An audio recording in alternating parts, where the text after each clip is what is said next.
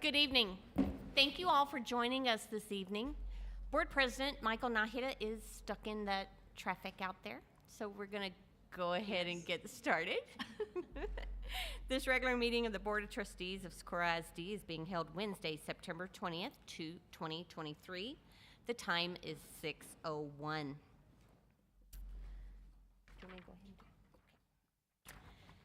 I'd like to introduce y'all to someone very special with us tonight. Our Pledge of Allegiance is going to be led by an outstanding student from the new O'Shea Kelleher Whole Child Academy, and he will lead us in the Pledge of Allegiance tonight. But I want to tell you a little bit about fifth grader Matthew Summerlot. He is an honor roll student whose favorite subject is math, and he loves to read. He has flourished in the Academy's Gifted and Talented program. He is an aspiring architect. Matthew has jumped at the opportunity to explore his artistic and creative side at every chance. He is involved in 3D printing, participated in the district's pop art contest, and learned to cook after studying the science of cooking in class. Matthew is part of a committee that will provide feedback on the Academy's first year. He is also a proud big brother. His younger brother is in first grade at O'Shea Kelleher. Outside of school, Matthew is learning to wield a hammer to help his parents build homes in vulnerable communities in Ciudad Juarez during school breaks.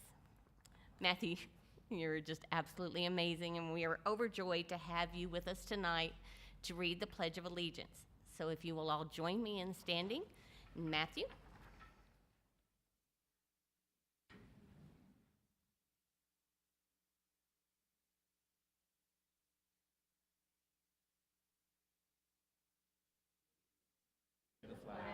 Of the United States of America, and to the republic for which it stands, one nation, under God, indivisible, with liberty and justice for all. Thank you very much. Can we please have a hand for Matthew?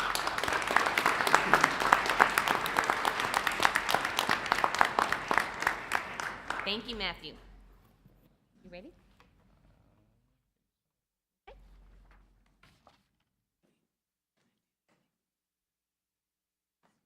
Thank you, Ms. Nahida. Apologize for my tardiness. I'm sure everybody understands just how bad the traffic is out there, no matter which way you go. We'll continue with our agenda. Superintendent's comments. Dr. Carmen.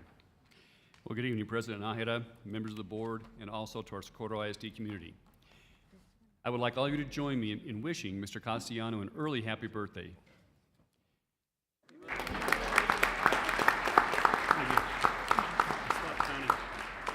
Mr. Castellano celebrates his birthday on October 4th. I hope you have a great birthday, Mr. Castellano. Now it's my honor to introduce some new personnel or new leaders or new to leadership positions at Socorro ISD. Please help me welcome Frenda Cerda Gerardo as a new principal of John Drugan.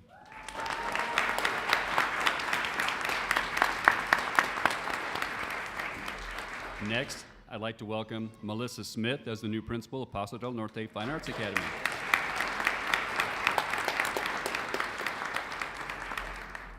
And please help me welcome David Herrera as the new principal of Montwood High School.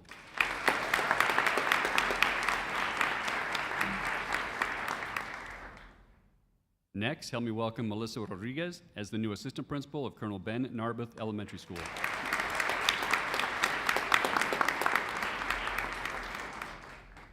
And help me welcome Elizabeth Garcia as the new assistant principal of James P. Butler Elementary.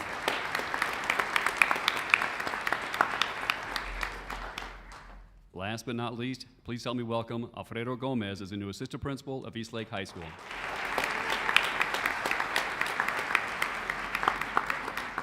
Welcome to your new leadership positions. We are in our 8th week of school, and our students and teachers are doing fantastic on a great path to academic excellence. With football and other fall sports and marching band season well underway, we're seeing lots of school spirit and energy at our campuses. Thank you to all who support our student athletes and teams. We had a great Walk for Success last Saturday with a couple hundred educators from all our feeder patterns. We visited some 430 homes to talk to students who had not enrolled in school to remind them they can come back and earn their diploma. Since the walk, we reached 233 students, 10 of whom have already come back to school, and we are continuing the process to bring more back. A big thank you to all who participated to let students know they can seize their opportunities in Team SISD. And I'm proud to be able to finish with this. We have big news from Fine Arts. I would like to congratulate the Pebble Hills High School Marching Band, Guard, and Spirettes for being selected to perform at the 2025 Tournament of Roses Parade in Pasadena.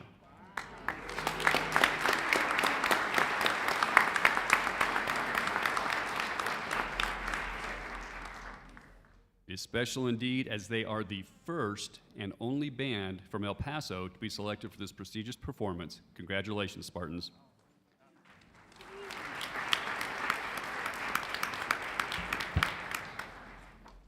We have a few upcoming events.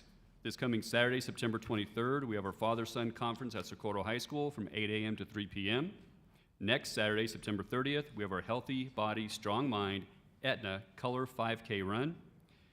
Also, we have our KVIA Weatherfest on Saturday, September 30th. On October 6th, we have our SISD Foundation Golf Tournament. And lastly, we have our Fall Intercession from October 2nd through October 13th. This concludes my comments. Thank you, Dr. Carmen. Continuing then with our next item on the agenda, we have board honors. Mr. Escobar.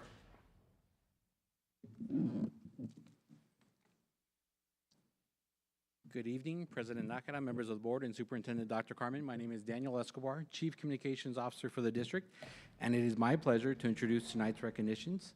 If you'll all please step down to receive our honorees.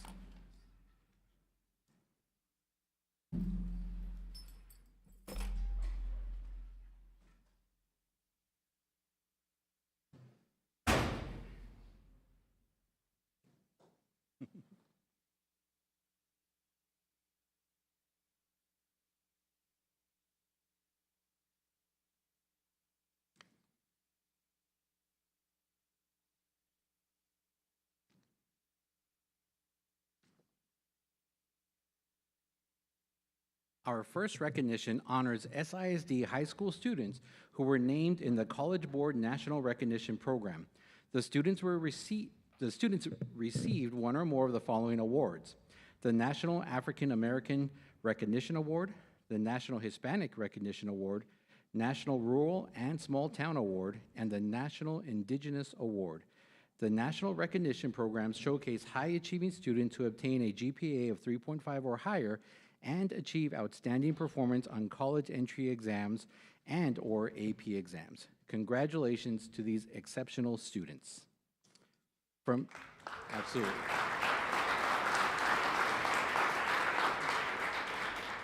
From Eastlake High School, Olivia Belmonte.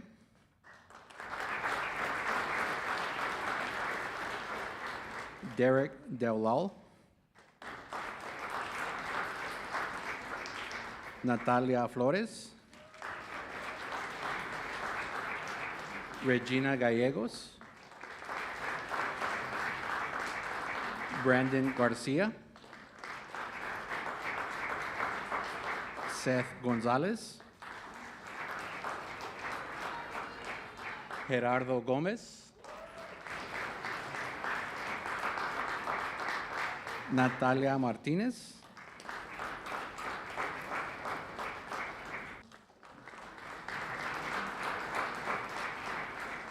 Oscar Pinal Rivera.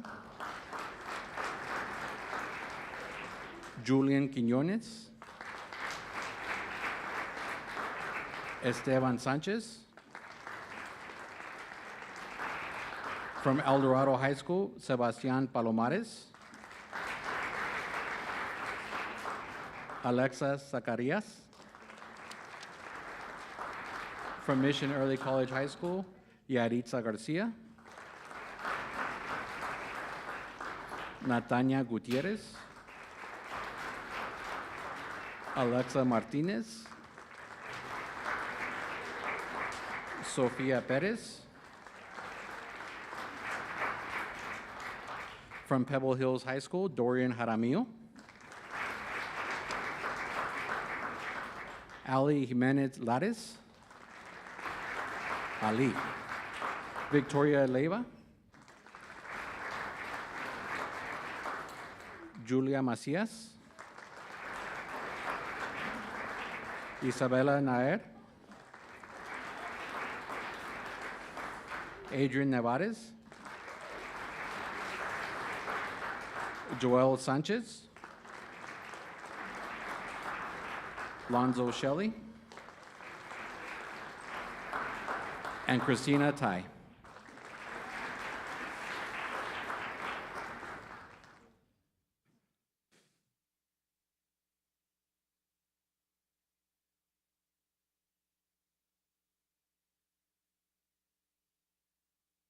If we can have all of our students back to the front for a photo. And just a quick note that the photos taken by our district photographer, Mr. Largo, they're posted on the district website. There's a camera icon with our social media icons that takes you to Smug Mug, and the photos are available there for free high-resolution download. And of course, parents are always invited to get their own photo here tonight as well.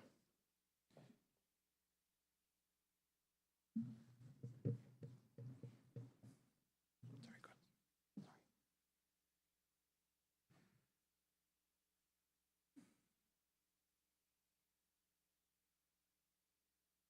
Please join us, please join us.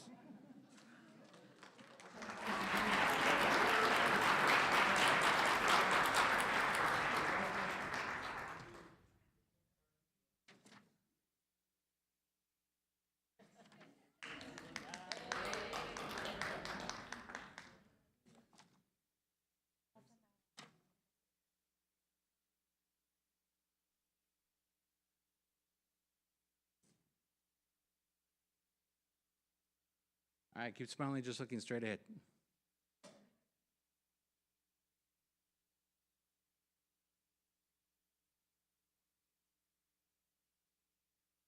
And that was Jarrell Kearney from Eastlake High School joining us. Thank you. Congratulations to you all once again. You guys can exit this way.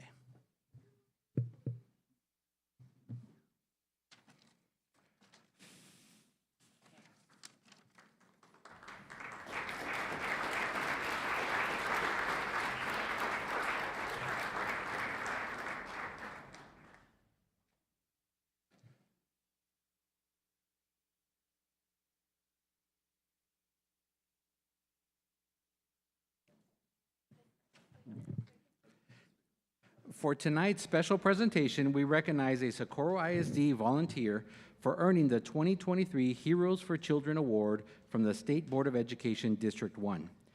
The prestigious Heroes for Children Award is given to individuals for their contribution of time and effort to support public school students.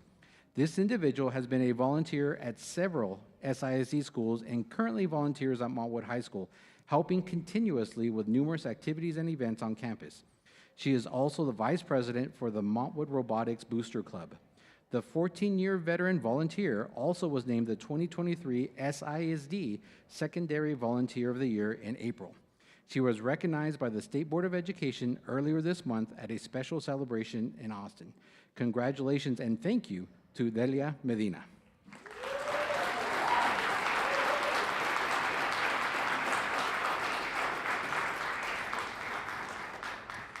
And we are honored to have Texas State Board of Education District 1 Representative Dr. Melissa Ortega with us today. Dr. Ortega, if you'll please join our Superintendent and Board of Trustees and Ms. Medina for a photo.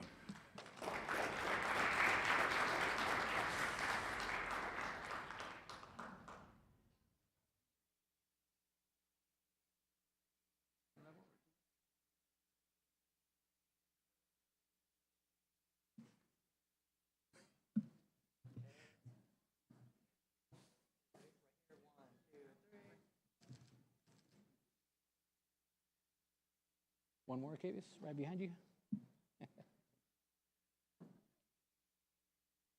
Awesome, congratulations once again. And that concludes our recognitions for this evening. Thank you.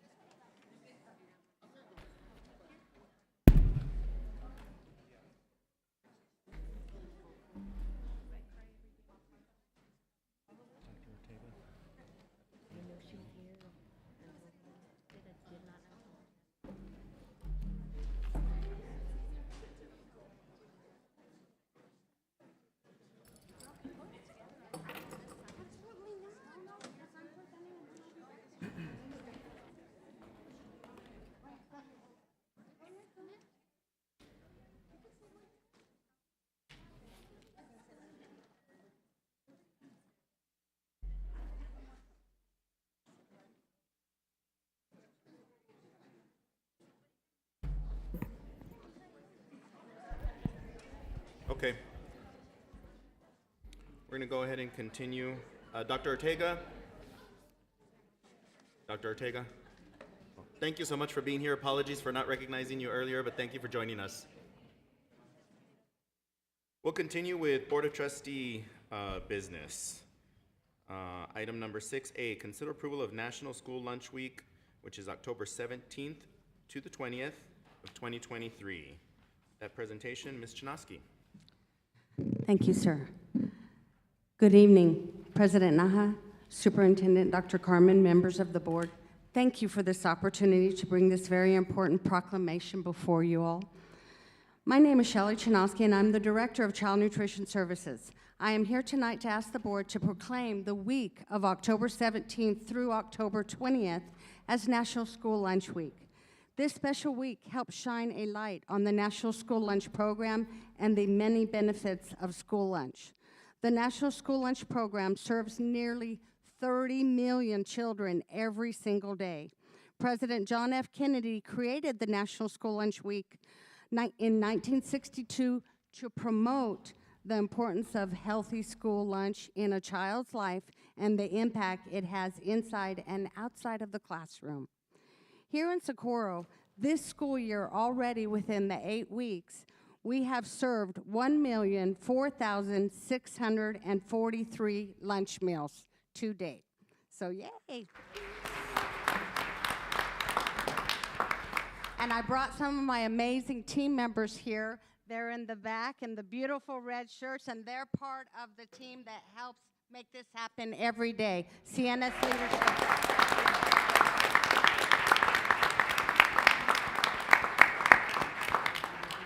With the guidance and valuable input of our CNS staff, students, and our menu committee, CNS has designed this year's menu around student favorites. Favorites like bean burritos, tacos, spaghetti, pizza, hot dogs, all the student favorites. But they're healthy too. Our menu items all meet USDA and TDA guidelines. School lunch food items are low in sodium, low in sugar, no trans fats, whole grain rich, plenty of cooked and fresh vegetables, and fresh fruits daily with fat-free milk served daily. School lunch meals serve a very important need, the need of our students to fuel their body and their minds. It allows our students to have access to a healthy meal during the day, which allows them to think and learn. Studies show students achieve higher academic success when they have eaten a healthy, nutritious meal. I am proud to share the National School Lunch Program at Socorro continues to look for ways to serve our students and our Team SISD community. As this school year, we have 31 campuses which all students eat free, no application needed. We continue to find ways to serve our students by offering supper and snack at participating campuses. We are finding ways to provide a quick service grab-and-go line at 3 of our high schools.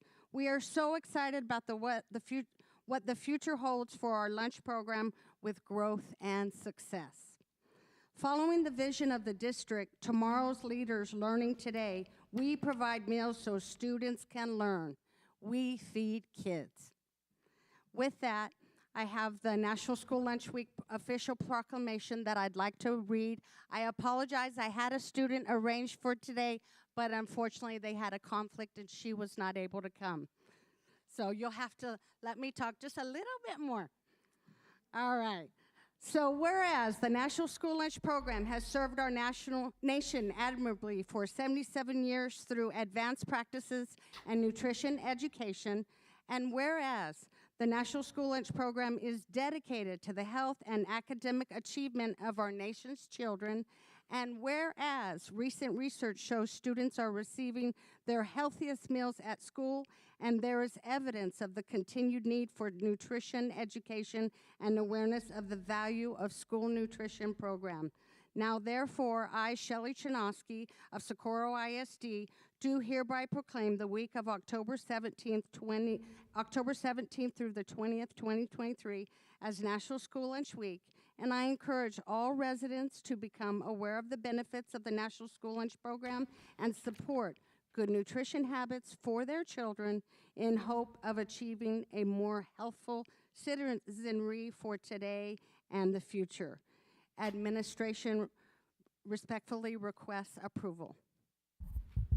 Motion to approve. Second. Motion to approve made by Ms. Macias, second by Mr. Barrera. Any further discussion? All those in favor? Aye. Opposed? Item passes. Thank you, Ms. Chinaski. Thank you so very much.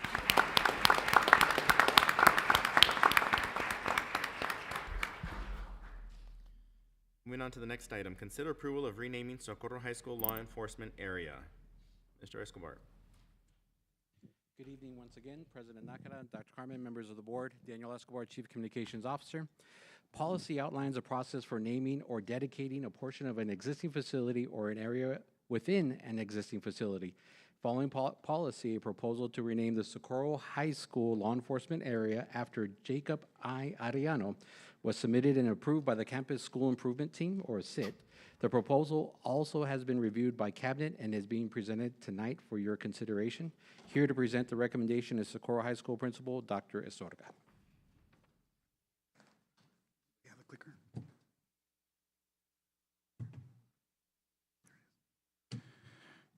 Good evening, Board President, Mr. Nakira, board members, and Superintendent Dr. Carmen. I am Dr. Ignacio Estorga, the proud principal of Socorro High School. I am here with and on behalf of Mr. and Mrs. Arellano, sitting over here to my left, as well as their daughter, Mia Arellano, who is a current student at Socorro High School. They are the parents and family of Officer Jacob Arellano. Officer Jacob Arellano passed on October 12th, 2022 in Dallas, Texas. We are here to request approval that the Socorro High School Law Enforcement Area be renamed to the Officer Jacob I. Arellano Law Enforcement Area. I will be presenting a brief presentation on behalf of the Arellanos, and I do not want to miss any information that the Arellanos have presented us with. Therefore, I will be reading the presentation while you follow along. So Jacob Arellano, let's see. Jacob Arellano, son of Frank and Rebecca Arellano, was born in Socorro, Texas, and a resident for 25 years. Jacob, since the early age, was a community leader, always very proud of who he was and always trying to protect others. Jacob Arellano was born September 5th, 1997. He attended Escontrias Elementary from 2003 to 2008, Socorro Middle School from 2009 to 2011, and Socorro High School from 2012 and graduated in 2016. He also attended New Mexico State 2016 to 2019, and he was in the Dallas Police Academy in 2019. This is a picture of him. He's on the far left, I believe, along with his twin brother, who is currently a Dallas police officer. Former teachers and coaches of Socorro High School describe him as an amazing and loving young man. He was a perfect example of determination, humbleness, kindness, always went above and beyond to help those around him. He will always be someone the students of the Socorro community can look up to and strive to be like. Jacob was a member of HPA program at Socorro High School from 2012 to 2016, played football at Socorro High School from 2012 to 2016, was 2014 All-District Honors, 2015 All-District Honors, 2016 All-District Honors, and All-City Honors as well. He played on the All-City All-Star team in 2015, representing Socorro High School, and he also played college football for New Mexico State from 2016 to 2018.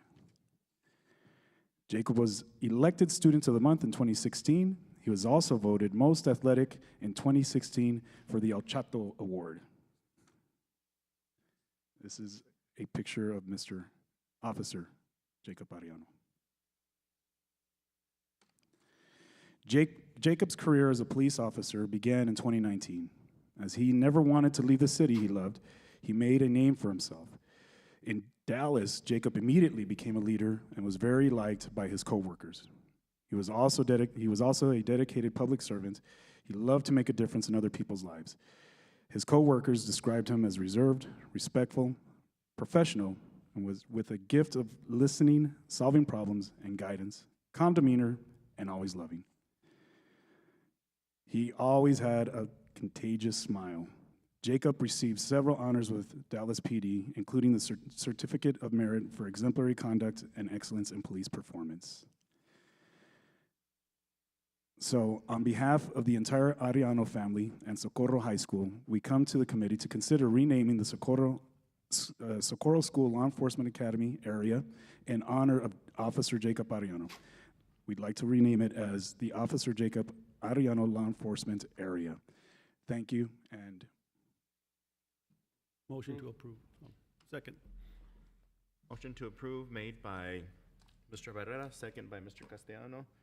Any further discussion? The family's here, you said? yes, parents are right here, and the sister.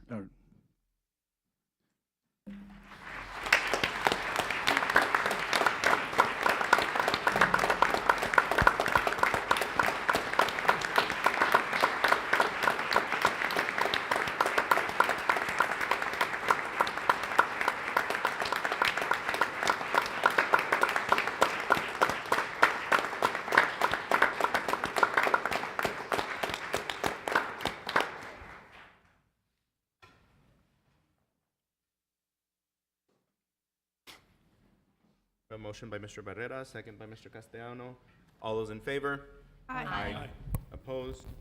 The item passes unanimously. Thank you. Thank you.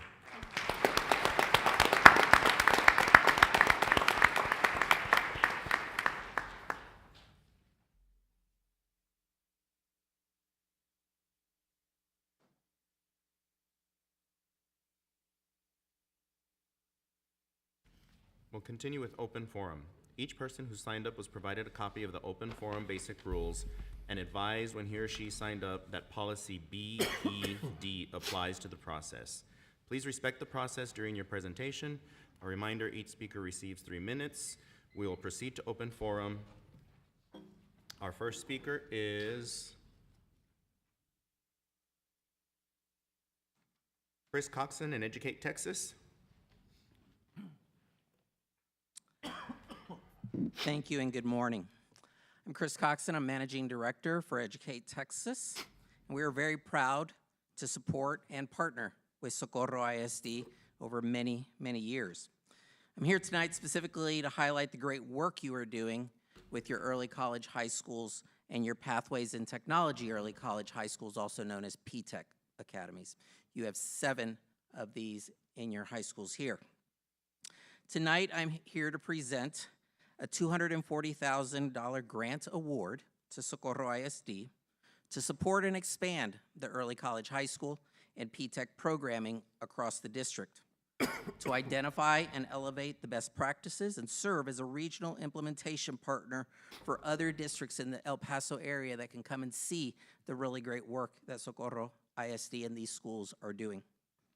In providing technical assistance and support, we've heard from members of the College and Career Readiness Schools Model Network across the state how much they value learning from peers and practitioners in the field. Our goal is for this grant to create, surface, and share practices that support both Socorro ISD and the network at large with ECHS and P-Tech implementation and expansion. I would like to specifically thank and acknowledge Board President Michael Najera, Superintendent Dr. Nate Carman, the Coordinator of Advanced Academics, Ms. Leslie Goldman, Mrs. Carmen Kraus, Mr. Carlos Guerra, Academy Directors. We don't do this by ourselves. We do this in partnership with the Texas Education Agency, and they are an integral partner in this work with us. And so I'd like to recognize Alexis Bowserman, the Associate Commissioner, Crystal Garza, Director of College and Career Military Preparation Programs. I know that this work does not happen by itself in the district. I know that you've got a great higher education partner in El Paso Community College, and so Dr. William Serrata and Tony Badillo, Dean for dual credit, have been great partners in this work from the very, very beginning. I'd also like to thank our own Educate Texas coach that works with your campus, Dr. Donna Eckel, which is here. So again, I'd like to thank you for the work that you are doing to provide these opportunities to Socorro ISD students to earn associate's degrees, certificates, and industry-based certifications through these programs. And at this time, Could please have the board, Mr. Guerra, and the Advanced Academics Director and team join us so that we can present you with this big check for $240,000. So thank you.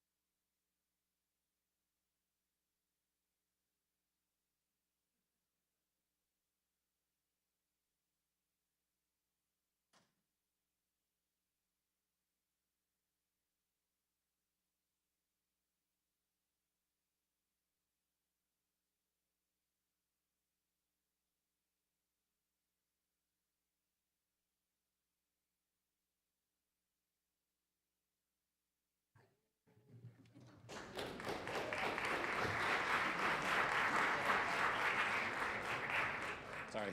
I didn't mean to-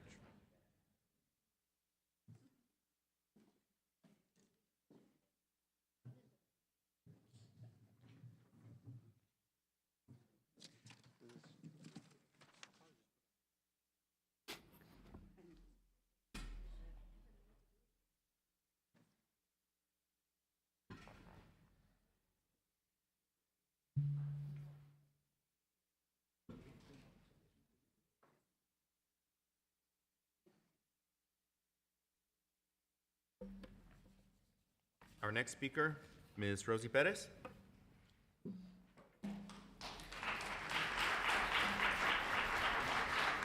That's going to be hard to follow with that check that they just gave you guys, but I'll do my best. Good evening, President Nájera, members of the board, and Superintendent Dr. Carmen. I am Rosie Perez, and I'm here representing the proud members of West Texas Alliance. When our organization launched over 2 years ago, our entire premise was based on restoring respect to our profession. In a previous speech given at this board, I outlined what respect looks like. Respect looks like giving employees a seat at the table when impactful decisions are being made about their jobs. Changes were made this year to the Special Education Department with no forethought to the ramifications these decisions would have on students, and no consideration was given to the effect it would have on SPED clerks, diagnosticians, speech-language pathologists, teachers, and other support service providers. Respect looks like honoring employees' time and continuously monitoring work demands to balance with their personal and family time. Respect looks like transparency between the district and its employees. Respect requires emotional intelligence, being a good listener, finding empathy, understanding emotions, communicating effectively, treating people well, and bringing out the best in people. All of these components are critical to success. Unfortunately, our district is falling tremendously short on respecting our members. I've received calls from throughout the district informing me that, again, they are required to complete a significant number of trainings on their own time. These are our teachers. Dyslexia modules, safety training, standards of conduct, ALPS modules, vector training, seizure training, rethink modules, T-test training with 147 slides to review.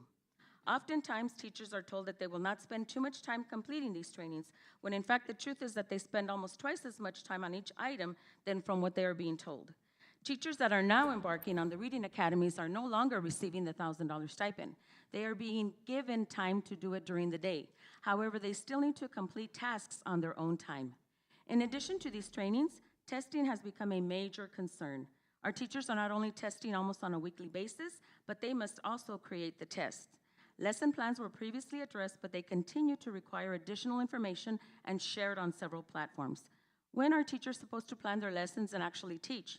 I addressed this issue last year and was promised that the district would do better by employees. I have brought this up again this year, but no concrete solutions have been discussed.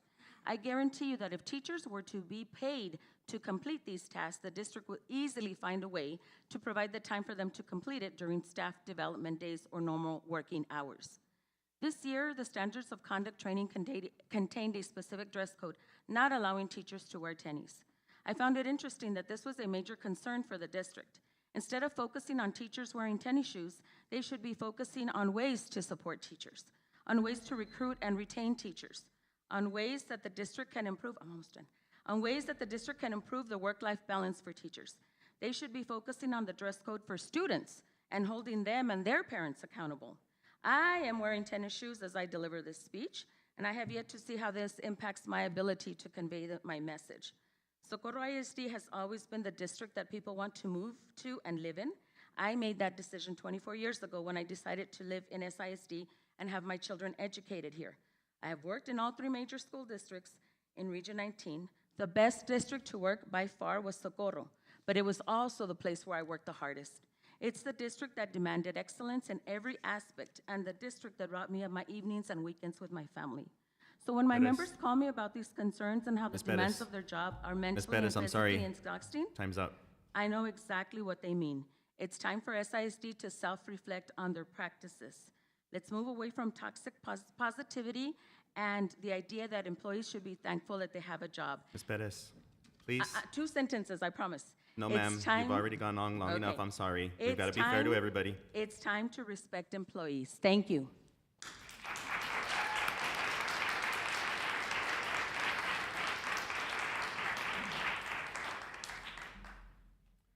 Continuing with our next speaker, Julian Murillo.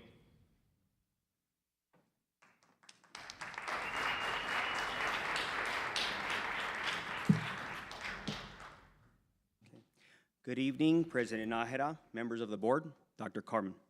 I'm representing the speech language pathologists or SLPs of SISD. We are sharing concerns today regarding the assignment of clerical duties to SLPs in the district. This is going to be a condensed version of the letter that was sent to you all Monday evening. These concerns were presented to Dr. Jansen, Ms. Borrego, and the board with no resolution after 8 weeks into this school year. Our role as SLPs is to evaluate and treat communication disorders so our students are successful. We hold ARD meetings for each student to personalize their education. We then bill Medicaid for services. Adding clerical duties to our workload causes incredible roadblocks. First, SLPs already conduct assessments, therapy sessions, progress monitoring, supervision, and collaboration with other professionals. Clerical duties take away from our ability to provide quality services to complete all of these. Medicaid reimbursement is also delayed. These constraints lead to increased employee stress and burnout. Second, SLPs are certified to assess and treat communication disorders. Our skills benefit the district best when we can dedicate our craft directly to students receiving SPED services. Clerical duties are not an appropriate use of our professional certifications.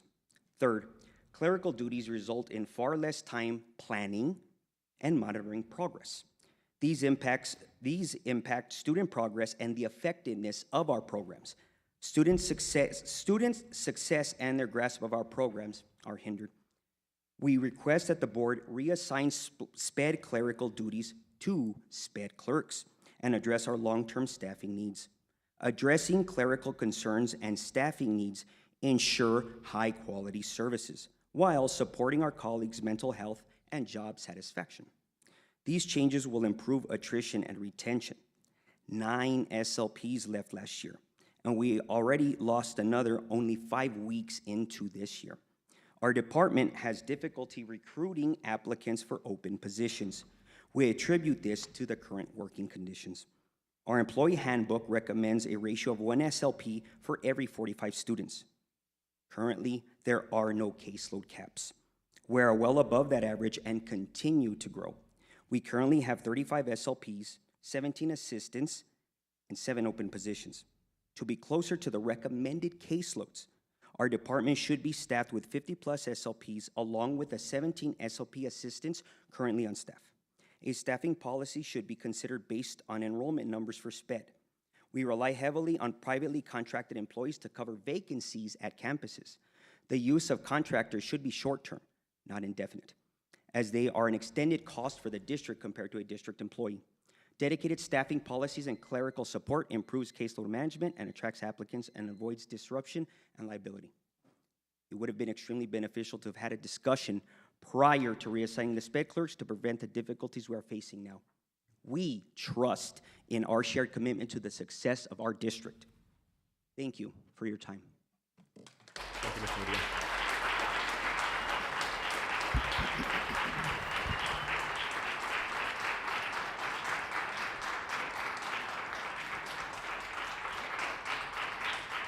Dr. Carmen, can we look into this still? Because I'm worried about them, but I'm also worried about the kids' education and not being able to fulfill the IEPs, and then that would put us out of compliance.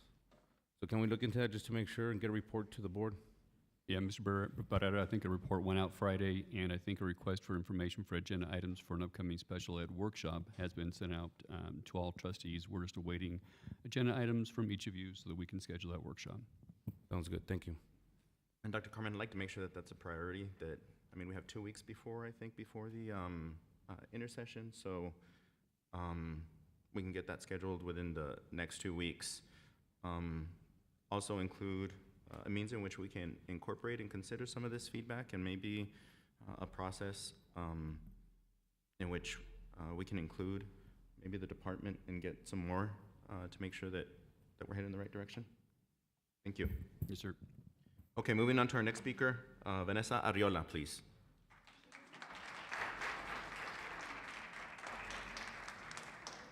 Good evening. My apologies. My time was intended to be deferred to Mr. Murillo if he needed extra time.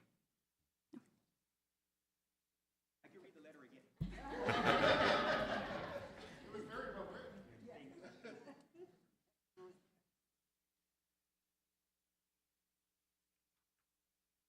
Thanks again, Ms. Arriola. Moving on, Corey Song, please.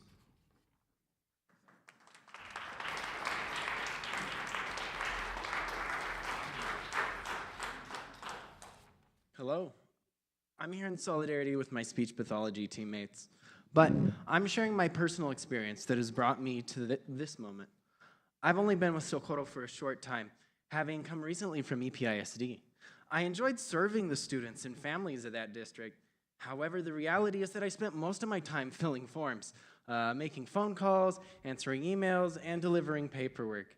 After COVID, retirements, and the unfortunate loss of some of our staff left campuses without speech. It brought to the surface glaring management issues within our department, and also a failure to listen to relevant stakeholders, us, the SPED team. After numerous proposals and recommendations and meetings with our leadership there, they were unwilling to implement stopgap solutions until our staffing crisis could be addressed in a meaningful way. When leadership gives up, listening to its staff, there's no support coming down the pike either. It creates a hostile work environment.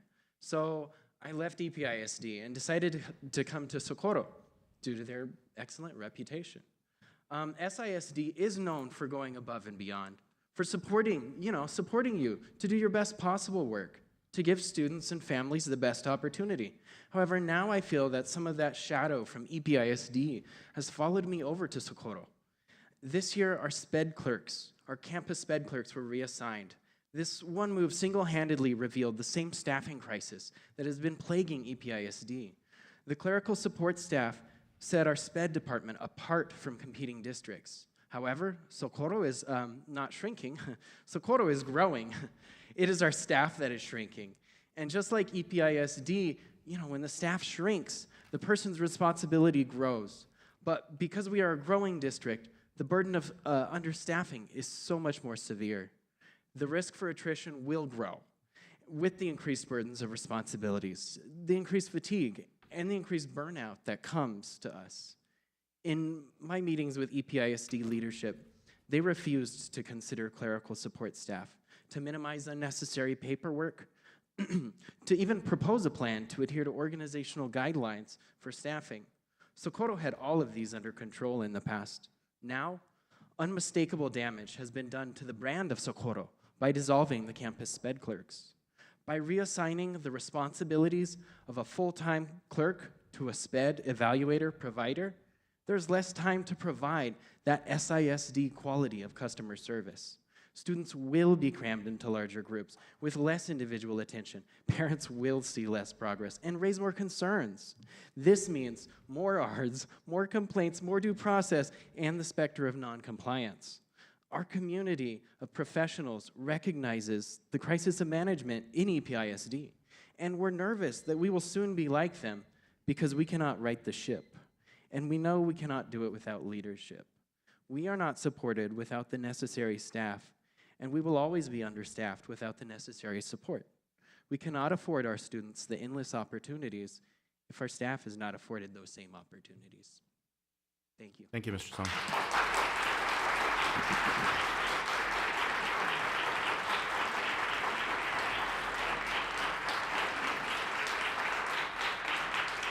Our next speaker, Diana Serrano.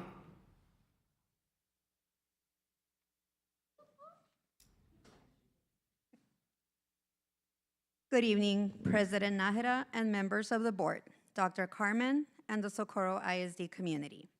My name is Diana Serrano. I am here today as a parent of a 13-year-old student receiving special education services at the John Drugan campus.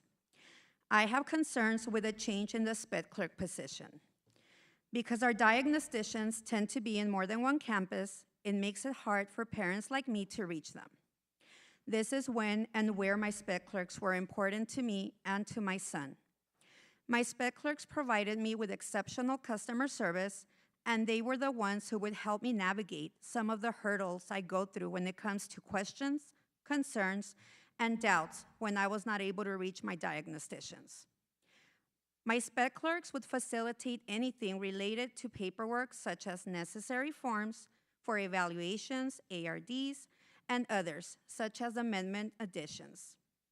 In the perfect world, it would be great and convenient if there was a phone number where we could reach our diagnosticians and not their voicemails.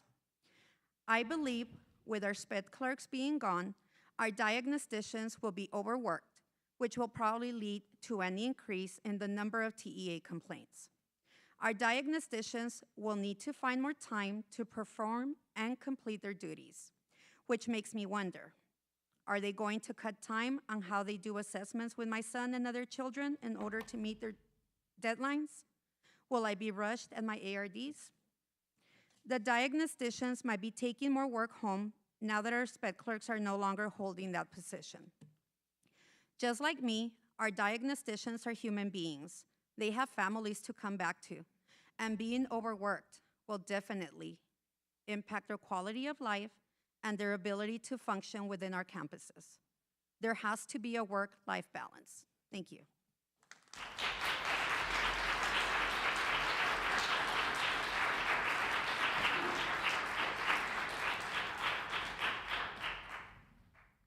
Our next speaker, Ruby Franco.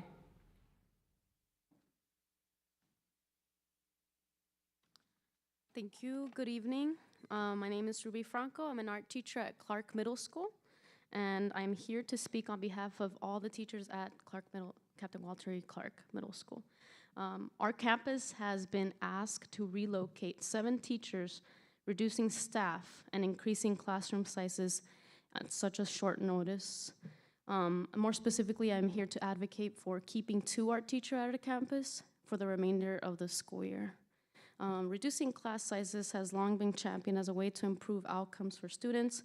This year, we have had some of the most manageable numbers of students per teacher ratio that we have ever seen in the past 4 years of our teaching career. We have seen tremendous growth in student progress and overall behavior in the classroom, as well as reduced stress and better performance from our teachers. Despite still having full large classes of 23 to 40 students, with 30 being the most common, it seems that the district believes that there needs to be more students per teacher by reducing teacher staff and increasing student class numbers. By relocating me, a teacher of a well-sought-out elective, all 193 of my students will also need to be moved into a more crowded art class or completely lose the experience of being in an art class altogether. According to our PEAMS team, Captain Walter E. Clark has never had only 1 teacher in the past 17 years. Art has always been a popular elective choice as it provides students with an opportunity to decompress and to express themselves. Changing the schedules of nearly 200 students a quarter into the school year, when routines and connections have already been established, will shift the entire floor of our campus and set us back to our old ineffective habits when we used to have more students per teacher. We understand our campus has recently experienced a drop in enrollment. However, as past patterns have shown, enrollment always goes up, especially with the influx of students that have recently been coming in from other countries. It is very likely that our numbers will soon go up. Making such a drastic decision for the 70 students that we lost in the fall will drastically affect the life of 200 plus pre-existing students at our campus. I'm here today to highly encourage you all to reconsider this decision to allow the school year to continue with 2 art teachers so that we can continue providing quality instruction to our students and progress forward. And any further suggestions or options you think we might have on the matter would be greatly appreciated. Thank you. Thank you, Ms. Franco.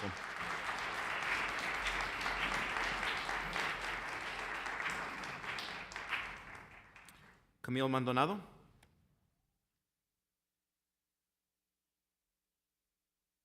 Good evening, Superintendent Nick Harmon, President Michael Najira, and other board members. My name is Camille Maldonado. I'm a general medicine doctor, chief medical officer at a developmental pediatrician clinic in the west side of town, and a parent of 2 children that attend the Socorro Independent School District.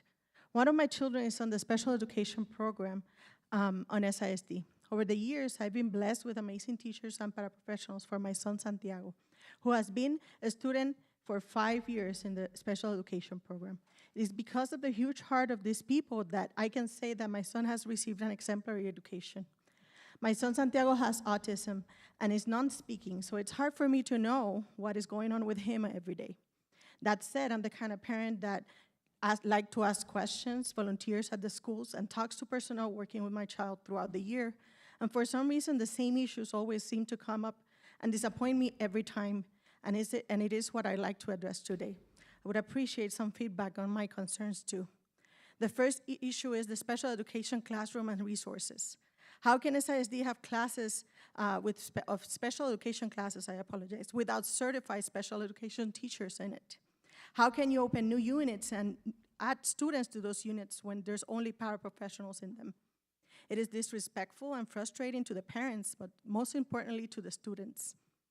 By law, our kids are entitled to a free and appropriate public education. How are you providing this service? And what kind of special education units are you opening when spaces like the sensory rooms are empty or non-existent? How are the federal funds you receive from the government being spent? And talking about the classroom, how is it that our units are filled with 15 or 18 students when we see our neighboring districts, are the classrooms this full? A structured learning unit shouldn't have 15 kids. These students have specific needs and needs for physical structure. How can a teacher and a few professionals take care of 15 individuals and provide the appropriate services that they need? A unit should have no more than 10 students so that the education and services provided are exactly what they need. Which takes me to issue number 2, the education of the paraprofessionals. How can we trust the people inside the classroom with our kids with special needs when they don't have the proper training? Some paraprofessionals don't understand our kids, some don't know sign language, some don't know how to manage a communication device or understand their sensory needs, or sometimes even the diagnosis itself. I am blessed with professionals in my son's classroom that are amazing, but what about the rest of the district? Why isn't the district providing specialized training or coaching for paraprofessionals? And why are there no higher requirements than a high school diploma or a GED or a minimum of 48 hours of accredited? My son has participated in the Structured Teaching Intervention and Methods Camp, and 2 more minutes. And I do not see any paraprofessional training. I don't understand it, and I don't know how I'm gonna send my son to be with a person for 7 hours a day when they cannot understand my child. And why can't they train along with the teachers? This only creates division and discord on the classroom, and the people that are more affected by it are the students like my son.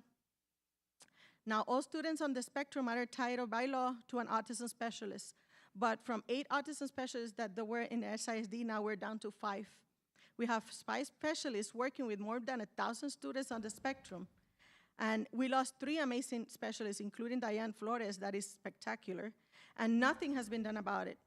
8 paraprofessionals that are trained but cannot attend the ARDs and provide the autism supplement to the families. So how can our families be served appropriately? Maldonado, I'm sorry, your time's up. That's okay. Thank you. Thank you.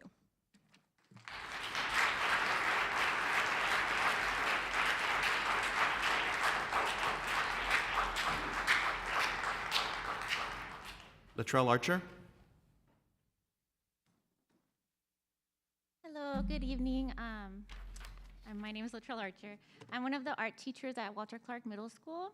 And before I begin my speech, I would like to make it clear that anyone can be grateful for their position while still being taken advantage of and stressed out by unreasonable expectations placed on them. So I'm here to speak on behalf of my students and the faculty. Last week, Ms. Franco was told during her conference period that she and several other teachers were going to be displaced from our campus. Ms. Franco herself has 193 students. This is the first year in 4 years that her and I have had under 200 students. This will affect our entire campus. I have so many students tell me that art class is their place to decompress. I would love to have Matthews in my class as well. I don't feel like they'll get this opportunity if Ms. Franco is removed. This type of positive environment is not possible with classes over 35. And we will see those effects in student behavior because I experienced it for the last few years. This is the first year that I've personally felt like my workload was manageable in comparison with my life. This is the first year that I felt like I had manageable class sizes. This is the first year that I felt optimistic walking into my campus every day. Last year, the closer I would get to my campus, the more my heart would sink. Because last year, I want you to imagine 255 students. That was my life. 3 grade levels, a 30-minute lunch, and 1 45-minute conference. I would like for one of you to see if that experience sounds nice, because it was not nice for me. I started to go to therapy, and I had to start taking medication due to anxiety and depression from specifically my workplace, which starts at the top. It starts with you guys. This will cause changes to hundreds of student schedules. In like almost the middle of the year, it's 1/4 into the year. We've already set routines. Our PEMS clerk, our poor PEMS clerk was like, man, I thought I did all my scheduling, I was set. Now she's gonna have to stay during intermission to complete scheduling again, which she had already made plans to spend time with her mother, which I think is very unfortunate that once again, in academics, work is coming before your personal life. This would be like restarting the year for several teachers and students alike. This will negatively impact our campus, and I feel very strongly saying this. There is no argument that can be given from your ends to show us how this would benefit our students. I saw on the agenda later on, there's gonna be a speaking on a strategic plan, priority 1 for student achievement and student growth. I find that ironic because I don't feel like that's gonna be happening at my campus. The oversized classroom students do not have the ability to learn efficiently and to grow.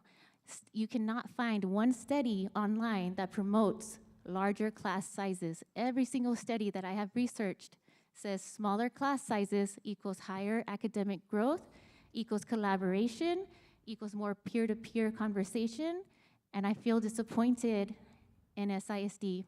I feel like SISD is about what things look like, but not how they really are. Thank you.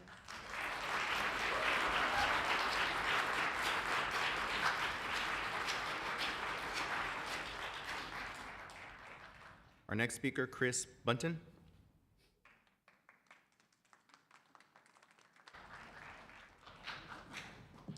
With respect to the board, before I begin, I was quoted and confirmed by personnel in your very front office that we have up to 5. I won't take 5.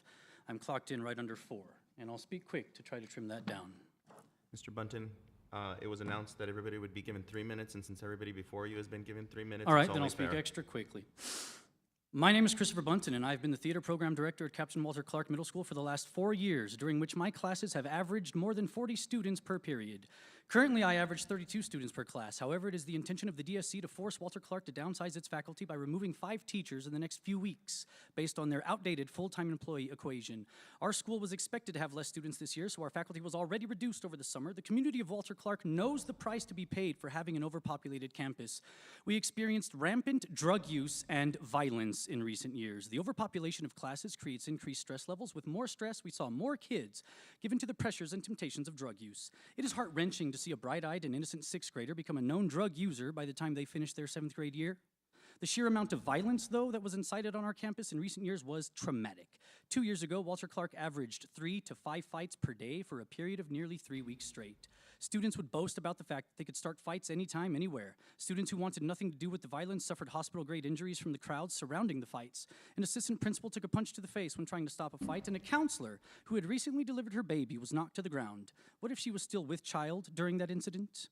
The most notorious fight of all occurred in an oversized classroom just last year in Ms. Franco's classroom. A young man brutally broke the nose of his opponent and blood splattered throughout the room. The fight took place in the classroom of one of the very teachers that the DSC now intends to displace, in an oversized classroom. She was not offered any support by the district when she suffered the trauma of seeing her students destroying each other, yet now she is told that she must go to a new school to get entirely new students and that she must abandon the program she has labored to build over the last 3 years at Walter Clark. SISD is clearly comfortable with lying to the public and attempting to keep the spotlight on accolades and initiatives while their schools burn from the inside out. In the first 3 weeks of this school year, my son, who is currently one of your top-performing students at America's High School, requested a single class period be changed, just one class. My son was denied and encouraged instead to be placed on a 504 plan and be officially labeled disabled. SISD is willing to label my son disabled so they can collect a little more money for his attendance rather than grant his request to change a single class. When my son was denied, I requested the change myself, citing my right to do so according to Texas State Code 26.003, and I have been denied. So at SISD, a parent can request a single class change for their child and have their rights denied, yet SISD is demanding that Walter Clark change the schedules of hundreds of students by cramming them into oversized classes. Is the district so broke that you cannot allow Walter Clark to function for the remainder of this school year with its existing faculty? Superintendent Carmen himself said at this year's convocation not 2 months ago that, quote, at SISD, if you're not overperforming, you're underperforming. Aren't students doomed to underperform when you cram them into oversized classes? If you force Walter Clark to downsize in the next few weeks, then, when the students begin to underperform, that is on you. When the drug use escalates, that is on you. And when the violence resumes, the blood of actual children is on you. My words may be flagrant, but they are not inflammatory. My words reflect reality. Please immediately stop all plans to force our campus to downsize.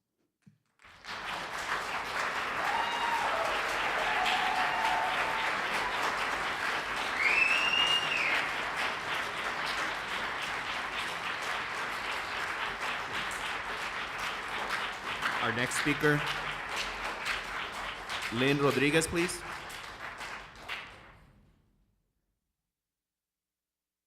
Lynn Rodriguez.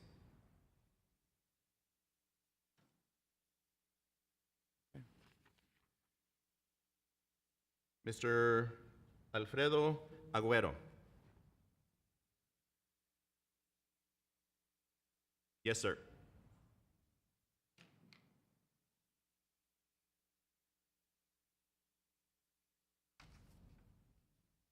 Please, before you start my time, I'd like to say that I request an interpreter. They said is none, because I like to make my comments in Spanish.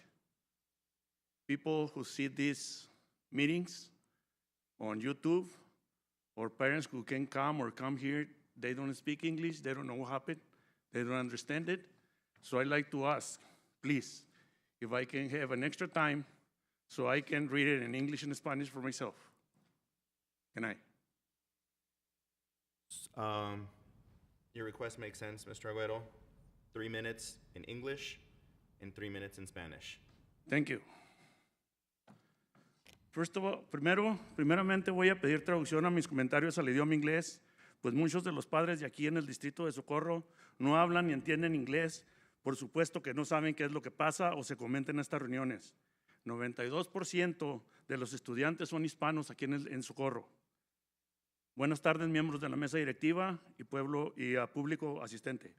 Mi nombre es Alfredo Agüero y soy organizador comunitario en la área de educación especial y justicia social. Soy organizador voluntario con la organización de Time Done. También estoy formando el grupo de apoyo para padres con hijos en educación especial, Padres Empoderando Padres en Educación Especial en El Paso. En la reunión anterior de agosto 16, en uno de mis comentarios mencioné si se podrían apoyar con un espacio para dar talleres sobre derechos y responsabilidades a los padres con hijos en educación especial. El superintendente Carman, contestando a la pregunta que hizo el señor Pablo Barrera, diciendo que el distrito ya los estaba dando. Referente a lo que el señor Carman comentó, yo revisé la página de internet del Departamento de Educación Especial de Socorro y de todas las presentaciones que tienen ahí publicadas, nada es para educar a los padres sobre sus derechos y responsabilidades en educación especial. Después de mi participación, la directora del Departamento de Educación Especial, la doctora Analia Jensen, pasó a dejarme una tarjeta de presentación y ofrecerme una entrevista con ella. Yo agendé una cita, la cual tuvimos en septiembre 1. Para empezar, sentí como reproche de parte de la señora Jensen cuando me cuestionó el que yo haya venido aquí a dar los comentarios que ese día di. Me dijo que hacía ver a su departamento como que estaba haciendo mal las cosas. La señora Jensen me mostró una hoja de un calendario con varias fechas para presentaciones que tienen planeadas llevar a cabo. Todas estas presentaciones no tienen ningún tema a tratar. ¿Sobre qué se va a tratar entonces? Estuve revisando la página de internet de Educación Especial de Socorro y fue hasta el jueves, septiembre 14, la semana pasada, que miré que pusieron un anuncio invitando a los padres para que asistieran a la presentación del taller que se llevó a cabo en agosto 31. Este evento fue un día antes de mi entrevista de septiembre 1 con la señora Jensen. Hicieron la invitación en septiembre 14 a un evento que ya habían tenido en agosto 31. Hasta el día de hoy no tienen nada publicado para los próximos eventos que aparecen en el calendario de la señora Jensen me dio. Nuevamente hago la petición de un espacio para poder tener talleres sobre derechos y responsabilidades en educación especial. Esto es con el propósito de que los padres aprendan a abogar por sus propios hijos. Las puertas de los servicios de educación especial no se abren solas. Como padres con necesidades especiales, debemos ser educados sobre los derechos de nuestros hijos y abogar para garantizar que reciban los servicios a los que tienen derecho. Now I go in English. Mr. Agüero, just a moment, please. We'll reset the timer. Go ahead, sir. Did I have any extra time? If that is fair, I believe it's fair. It's fair, isn't it? Extra time? Did I have any extra time left on those 3 minutes first? Oh, 10 seconds.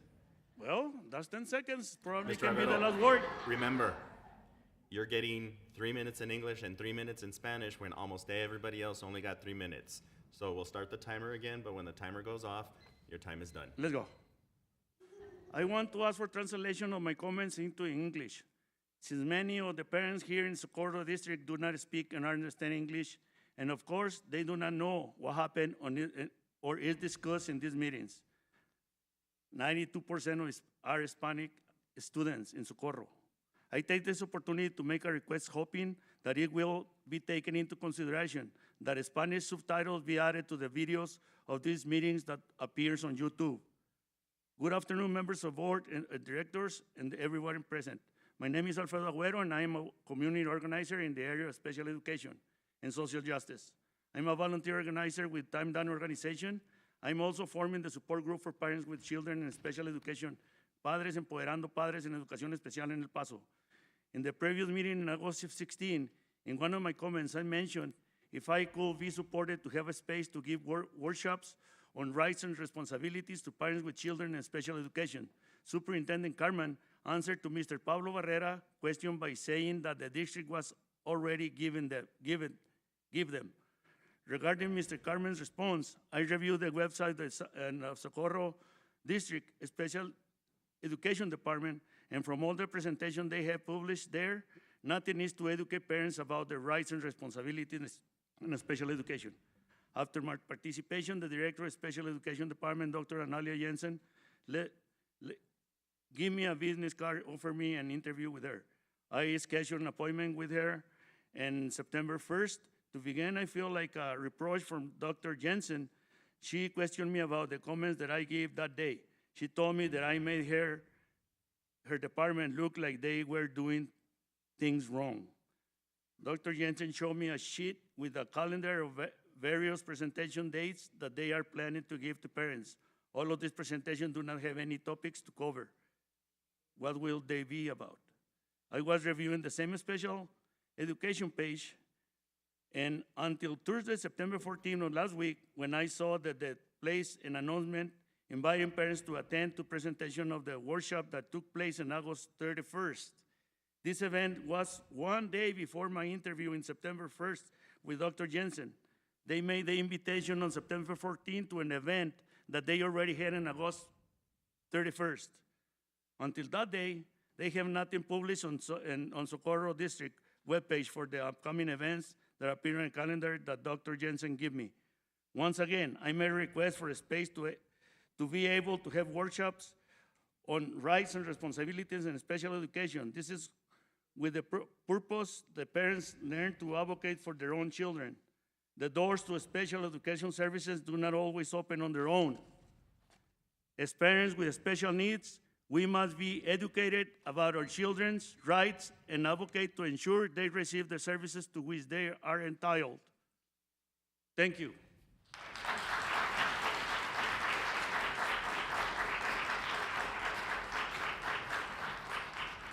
Thank you, Mr. Arguero, and I just want to confirm, being bilingual, he did give the same presentation both in English and in Spanish. Thank you. Next speaker, Mr. Tommy Hill.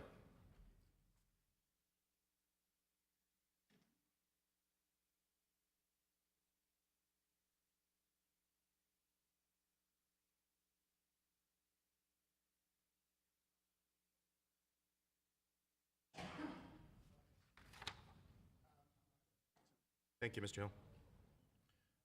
We do have one other speaker. That speaker did speak up to a specific agenda item on the consent agenda. So when the consent agenda comes up, we will pull the item and I'll call the speaker at that time.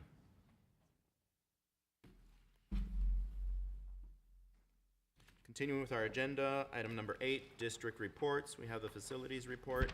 Ms. Fierro.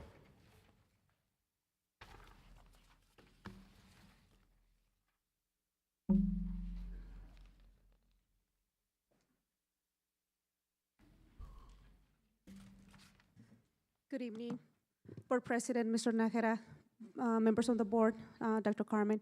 I'm Liliana Fierro, Director of Facilities and Construction. I'm here to present the 2017 bond projects and the non-bond projects that are being managed by Facilities Department. As you know, the SAC 2 and Socorro High School project construction is still ongoing.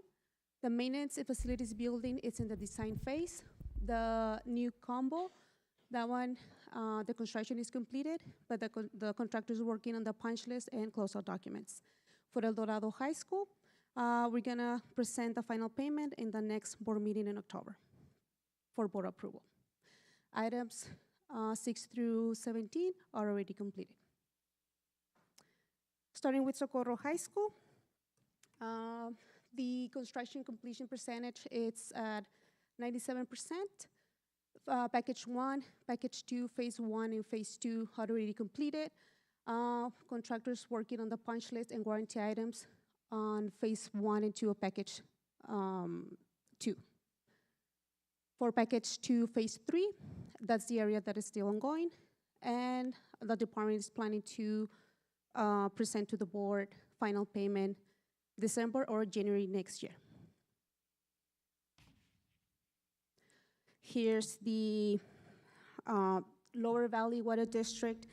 Is working on the new tie-in for the new fire line backflow by existing science labs to be able to complete the fire line loop. And here the contractor is placing the dried patches in grass for the practice fields. Overall, the HVAC commissioning and the test and balance, it's ongoing. I don't know if you have any questions on Socorro High School. Okay, moving on to Student Activities Complex 2. This project has a construction completion percentage of 72%, right, I think. So the blue highlighted areas are already completed, and the pink highlighted area, it's ongoing. Here, the district building, fine arts offices, and locker rooms, continued with the interior CMU installation for locker rooms, mechanical, electrical, and plumbing, and fire sprinkler roofings for in-walls and overhead, it's ongoing. And the installation of the high roof framing and the interior framing, it's ongoing. Continue working on the north and south parking lots. Here, the east parking lot, the contractor is working on the underground utilities. Here for the home site building, the aluminum interior framing for glass is ongoing. The mechanical, electrical, and plumbing overhead work is ongoing, including the refrigerant lines, insulation, and labeling.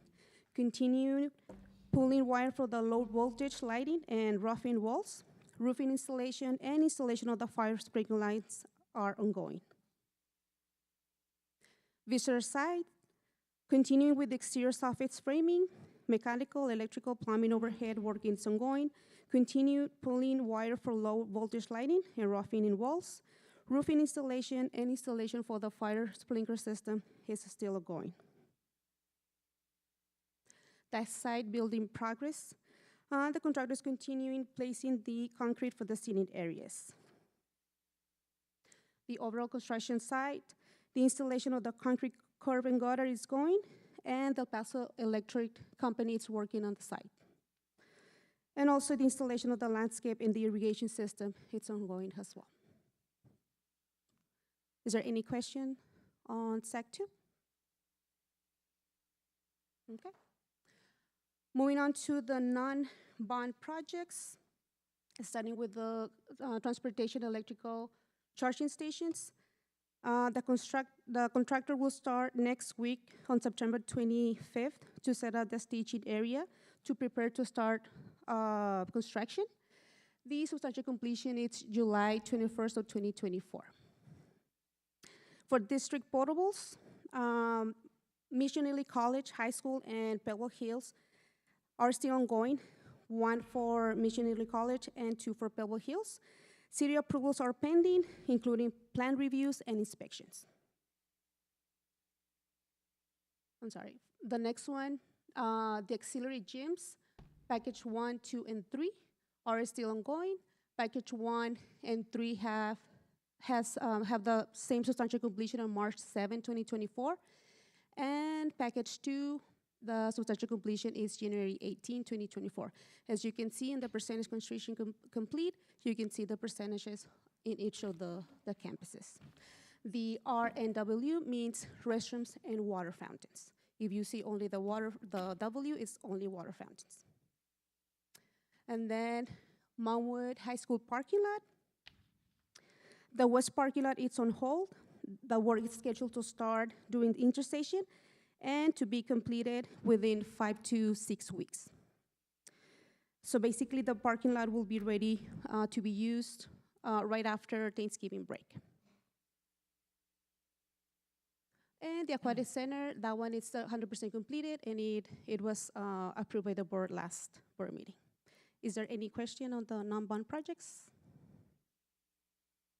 No? Okay. Moving on to some of the pictures of the auxiliary gyms package 1. Loma Verde, Miro Cooper, Vista del Sol. Package 2, Elfida Chavez, Luján Chavez, Roberto Ituarte, Sierra Vista, and Benito Martinez. And package 3, Campestre, Escondrias, and Healy. And here's pictures of Mounwood High School parking lot. The east parking lot, it's in use, as I mentioned in the last board meeting. And the west parking lot, it's on hold, but we'll start construction during intersession. Okay? Thank you. Any questions for Ms. Fierro? No? Okay. Thank you, Ms. Fierro. Thank you. Our next item, Strategic Plan Priority 1, Student Achievement and Growth 1.1 and 1.2. Ms. Bain? Hi, good evening, President Nájera, Dr. Carmen, and members of the board. I will be presenting on the Strategic Plan Priorities 1.1 and 1.2. I would like to point out the student on the cover there was a student that was featured last month. His name is Isaiah Villarreal. He's a proud graduate of Montwood High School, and his love for robotics actually started at Ituarte Elementary and continued through high school, and now he's a current student at the prestigious MIT.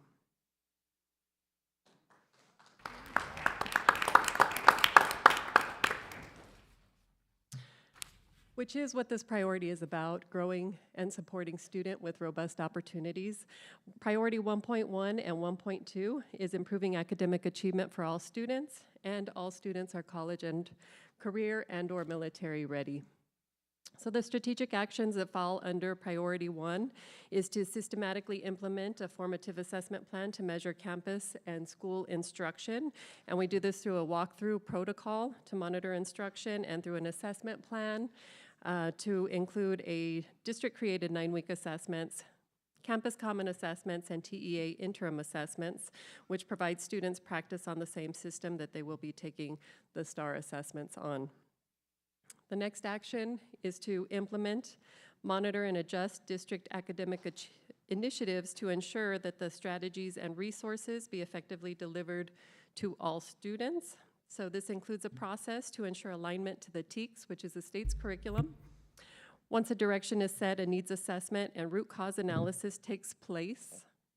Implementation is next and is monitored through things such as usage reports, data, and walkthrough data, where challenges are identified and successes are celebrated. And we use that implementation data to adjust actions and determine the positive or negative effects of the adjustments, and if needed, repeat the steps or continue with that monitoring.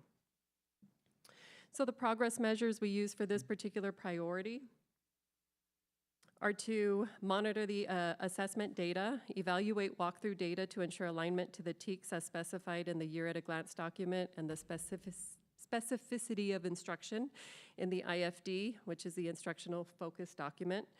We train for a systematic approach to PLC, data disaggregation, and instructional planning. All principals and their leadership teams were trained last year on these practices to support a collaborative culture with a focus on supporting all students in achieving high levels of academic success. And to develop and review common lesson plans to ensure fidelity and alignment to instructional content and rigor. And then priority 1.2 is CCMR, college, career, and military readiness. So we have a strategic action to provide college-level course opportunities to all students at the high school level. This opportunity first begins in grade 8, where students can begin to qualify for dual credit courses through the TSI assessment, and those opportunities continue in high school as well. We offer dual credit courses and advanced placement courses, and they're available for any student that qualifies and or wants to take them. We have early colleges at all of our comprehensive high schools where students have opportunities to receive their associate's degree even before finishing coursework for their high school diploma, and career and technical education pathways in 45 different CTE programs. The next action is to increase parent and student awareness for post-secondary career opportunities. We do this through career awareness showcases for parents and students in grades 4 through 8. We have advanced academy nights in the fall for 8th grade students and parents, and we offer endorsement meetings at each middle school in the spring of their 8th grade year. CTE grade level program meetings with students and parents to explain the requirements of the program for the upcoming year as well. Another action is to increase course offerings and programs to fit individual student interests. We've added additional programs to include barbering and diesel technology, and implementing pathways in technology, early college high schools, also known as PTech, and partnerships with Texas State Technical College for automotive and other pathways are in the works to support dual credit attainment. So there's a lot of progress measures that go along with this particular priority. The first one is assessment scores and college-ready assessments such as TSI, AP, IB, SAT, associate's degrees earned, dual credit course credits earned through EPCC and on-ramps, which is through UT Austin, industry-based certifications and dual credit teacher credentialing and CTE program credentialing. For military, there's of course military enlistments. And under career, progress measures include CTE endorsements, IBCs earned, participation in various events, and then enrollment in electives and ninth period courses in career building coursework. Do you all have any questions?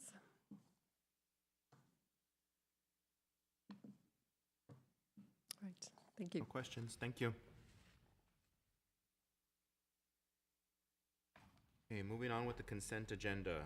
I need to pull item E1 and G3.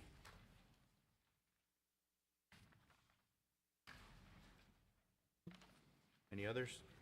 Mr. Nahara, I'd like to pull G2. G2.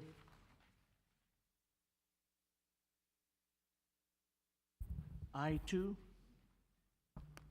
I2, I4, and I5. 4, and I5. Which one did you pull? I pulled E1 and G3. Any others? Yes. F1, F2, and F4. G1, Hold on. F1, F2, F4, G1. and then I1 and I6.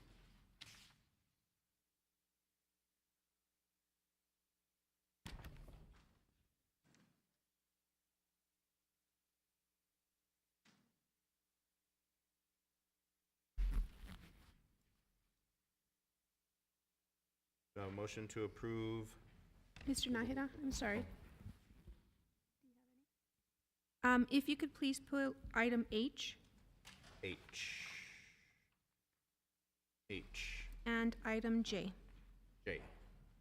Thank you. So do I have a motion to approve the consent agenda excluding the items noted? Make a motion. I second. Exclude items noted. Motion made by Mr. Guerra to approve the consent agenda except for the items as noted. That was by Mr. Guerra, second by Ms. Macias. Any further discussion? All those in favor? Aye. Opposed? All right, that item passes. First item is E1. It's my understanding that the final contract has not yet been completed, so that item will come back at a future board meeting. Next item pulled, F1. Mr. Castellano?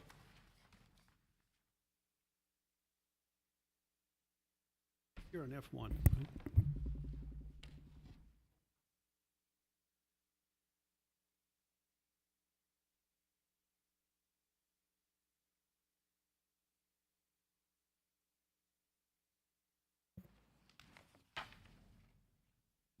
Yes, I was reviewing the documentation on I can't pronounce it.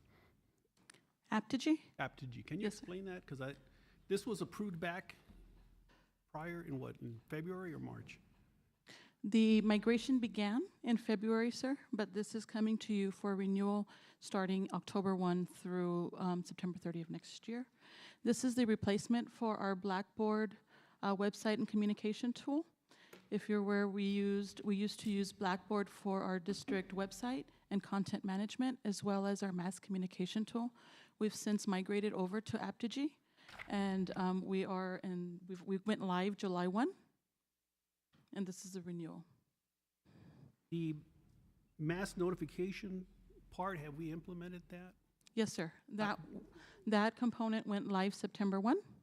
We conducted training with all of our campuses in August, and the system has gone live 100% September 1. And who gets these notifications? So it is managed by campus leadership as well as district leadership, and so there's multiple ways that communication can be sent out to the public, whether it be email or telephone call. So all the call notifications that go out, it's managed through the system. Okay, I just haven't seen it yet, or the app, and that's why I was questioning it. The application is managed at the district level, so what happens is when a principal wants to deliver a message or send a message out, they will use either the app or they'll use the web interface to draft the message and then publish it out to the stakeholders. This also for emergency situations to send out notifications? Yes, sir. It can also be used for emergency notifications. Our Public Relations Department also utilizes the system to distribute mass messaging. Okay, is this notified already on the website where parents can sign up? It's transparent to the end user. The Aptgy tool is what we use to distribute the messages, but from an end user perspective or from a community member perspective, whether we're using Blackboard or Aptgy, it's really transparent to the end user. It just comes out as what, a text or? Either a phone call, the method in which the parent chooses to be communicated with. Daniel, would you like to add any more? Or there's no app that somebody has to download to receive some of these messages, not all of them, but some of them. Not at this time, sir. There is capabilities, but we have not rolled that out because we are using the existing method of communication, which is the distribution of messages through the current process or practice. So you want to go full on October 1st, right? That's what? We are currently already live, as our website was launched July 1, and then our communication went live September 1. And so the amount that you see in your board packet is to allow us to continue with the service from October 1 through September 30 of next year. Have we run a full test to see? We absolutely have, yes, sir. As I mentioned, we did training in August, and we've gone live September 1. All of our campuses are already using it as a means of communication with parents, and we are getting positive feedback from our campus leadership that the system is working well for them. Like a notification for everybody as board members, do we get notified on, or we just have to wait for Dr. Carmen to send us a message? That's correct. When messages are sent, each campus selects a group. It's traditionally the parents, sometimes the employees of that campus. The board trustees have never been a part of those mass notification systems. Traditionally, the superintendent does keep the board informed. So district-wide phone calls and such would go. And then again, just depending on the list that we create. And there have been a number of instances where the system has been utilized. Okay, I'm just curious about the overall operation. Right. Essentially, the operation continues exactly how it was previous. In fact, I believe now with Aptgy, there's more phone numbers that are being included for phone calls and messages that are going out to parents. Our previous system sent it only to the primary contact, that sometimes there were some issues and concerns. This system sends it to both contacts or all contacts that are within the system. Okay, does it give you a report when you send out a text? Absolutely. Can yes, you sir. just send me a copy of that? I'd like to see. I've seen some in my previous employment where we send out these mass notifications. I just want to see how it. Just a sample of. A sample of it went out. All these group was notified. I just want to see the statistics on it. Yes, sir. We can produce that report and we can include it in your Friday packet. I appreciate that. Yes, sir. No other questions. Motion to approve? Motion to approve item 9F1 made by Ms. Macias, second by Mr. Barrera. Any further discussion? All those in favor? Aye. Aye. Opposed? Item passes. Next item, F2, Mr. Castellano. Yes, I have a question. Same person. This is a bond deal? This is with the bond package? Yes, sir. And excuse me, I didn't introduce myself. And good evening, President Nahara, members of the board, Dr. Carmen, Alice Ramos, Chief Technology Officer. Both agenda items F2 and F4 are related to SAC 2 construction. So these are the components that are needed in order to distribute technology infrastructure services to the location. Was this not included in the bond package that was sent out to the contractor to bid on and have his subcontractor pick up this? So generally from previous practice and the way that the bond projects go, the technology component, we don't come in until the time comes for our services to be delivered. And so at that time is when we begin that process. It was not included as part of the original construction overall package, if I'm understanding your Yes, question but it was correctly. included in the bond package, right? It was included in the bond package? Yes, the bond proposal of 2017 that says we're going to upgrade cameras and. Yes, sir, that's the technical. This is not a change order or something. Thank you, Board President Nahara, Dr. Carmen, members of the board. I think you're asking the question is whether or not the budgeting for these funds were part of bond funds that the district approved to spend. Is that correct? Yes, in the Finance Committee report that I received, it showed the first one, or the one with the was it? the cameras, it said bond and then general fund, and then it changed here, and that's what I was curious I about the don't know funding how it's source. being accounted for. Do we have somebody who? That was in the finance committee report, when I reviewed that. It's different here, but I just want to clarify, is it general fund, bond fund? Was it part of the bond package that was proposed in 2017? Good evening, President Nahara, members of the board, Dr. Carmen. That was included as part of the package of the overall cost of the bond. That is Okay. part of the entire package. And that, yeah, 2 and 4, so it's part of the bond, it's part of the package, it's already been included. And it wasn't general fund, because that's what it said. No, that's correct. We corrected that one. You're correct. It did have both of them, but it is bond funds. The reason it is coming to you is because it was not, just as Ms. Ramos mentioned, it is done after and off to the side. And so it is a purchase over $100,000, and it does require board approval regardless of the funds. Okay. So is this something, I'm sorry, were you done? No, I'm done, good. Is this something that we install as a district, or is there a vendor? Because when I read it, it says we're just gonna procure the security cameras, so it sounds like we're just gonna buy the cameras and we're gonna install it ourselves. Is that what's gonna happen? No, sir, we do outsource the services, the equipment and services, we purchase them, and then we we contract the services for cable installation, and on occasion, depending on the number of cameras that are purchased, there is some in-house installation, but for the most part, we do outsource most of those services, sir. Okay, and you just said the same would be for the cabling services, correct? That's correct, yes, sir. Okay, thank you. No other questions. Thank you. Motion to approve items 2 and 4. A second. A motion to approve by Ms. Macias. F2 and F4. 2 and Blanco. F4. Can we do them both at the same time? Okay. They were both the same, the funding source. Okay, so Mr. Blanco responded that unless there are questions outstanding about item 4, we can take them both at the same time. So I have a motion made by Ms. Macias to approve items 9, F, 2, and 4. A second by Ms. Gardea. Any further discussion? All those in favor? Aye. Aye. Opposed? Right, item passes. Moving on.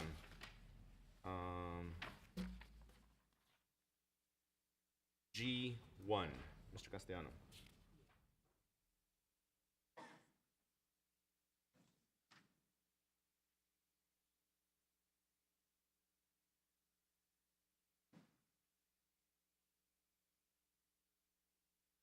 Good evening, Board President Nahara, members of the board, Dr. Carmen.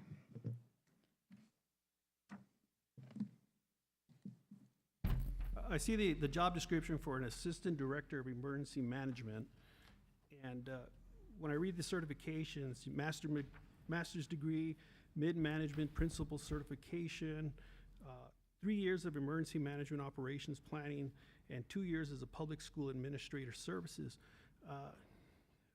This is not an emergency management qualification. You're putting a lot of qualified people unable to apply for this job, and if you look at 3 years of emergency operations planning, that wasn't even included on the Director of Emergency Management's job description. It sounds like the job was tailored for somebody in specific. We have emergency management run in the county of El Paso by the El Paso Fire Department, and they've ran it as long as I can remember.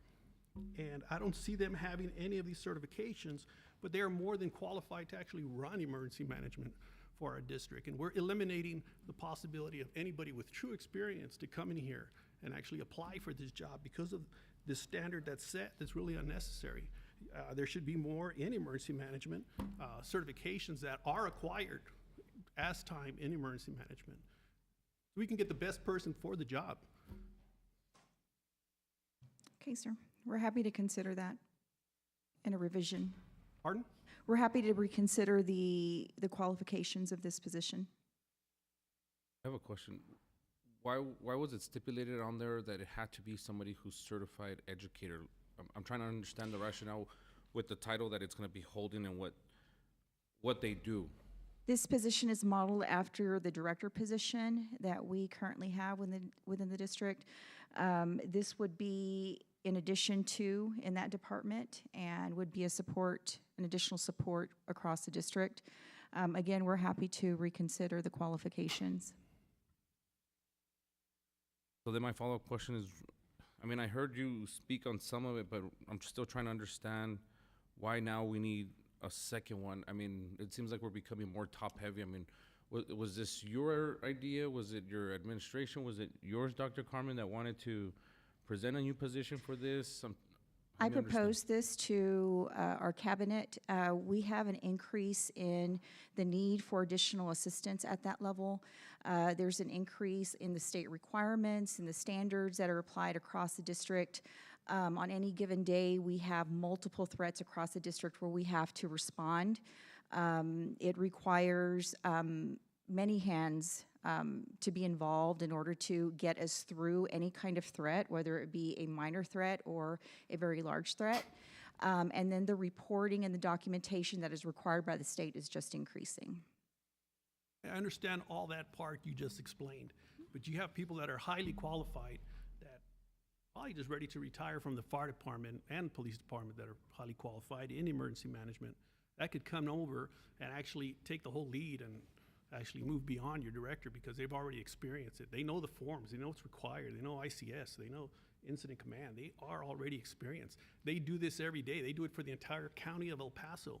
But you put qualifications here that eliminates all of them, that they can't apply here.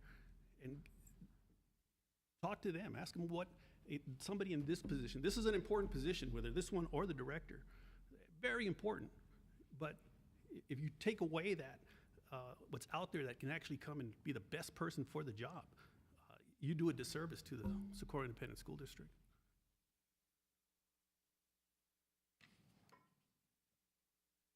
Can we reach out to the local emergency management operation to see what maybe information that they can provide us and guide us on that to make sure maybe we're missing something, maybe we have too much, maybe we have too little? That's kind of my recommendation, and maybe reaching out to them, see what kind of input that they can provide to us. We can, they're most they're definitely. the gurus on that, so. So I think what I'm hearing is somebody wants a motion to postpone this to the next board meeting so that it can be reconsidered both by the requester, Dr. Cruz there, and taken to the HR committee? Just review it. I mean, just get a fair input. When we had the interim here, I brought it up back then, but it just continues here. There are people that are highly qualified. In fact, those people, when they retire from the fire department, they end up going to TDM, and they work emergency management at the state level. But to say you're not qualified to work here at the Socorro Independent School District, that's a disservice. So I think we need to relook at the qualifications here. Okay, we're happy to do so. Do I have that motion? Motion to postpone this until we reconsider the job certifications. Second. A motion made by Mr. Castellano, second by Mr. Herrera. Any further discussion? All those in favor? Aye. Aye. Opposed? All right, next item. G2, lead educational diagnostician, Mr. Guerra. Actually, I would like to talk about lead 2, education diag, and then the number 3, the lead speech language pathology. I don't know if we could put both of them together. Mr. Guerra, just a moment then. I'm not opposed to that. I pulled G3, but we do have a speaker signed up for G3. So before we get to G3, Corey Song, please.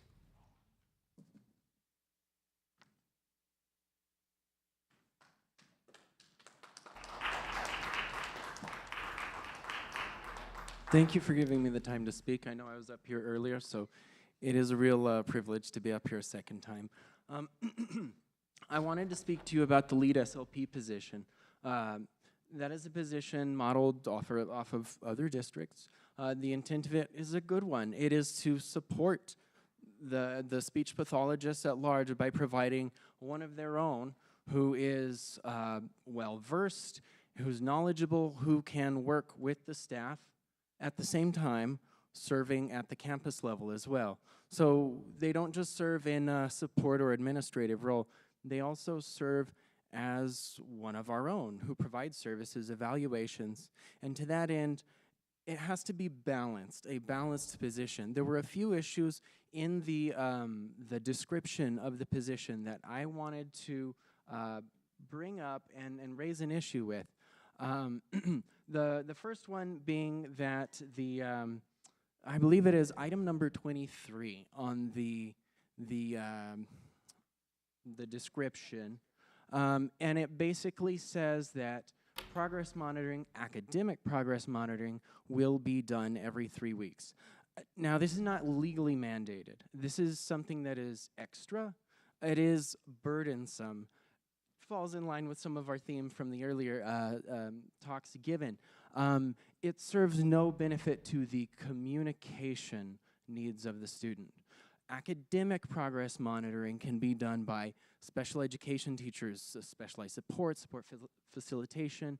All of those personnel are more appropriately trained to do so. For us, we provide 9 weeks progress reports per the law, along with report cards every 9 weeks. You know, that's what other districts do too. So that might need to be removed.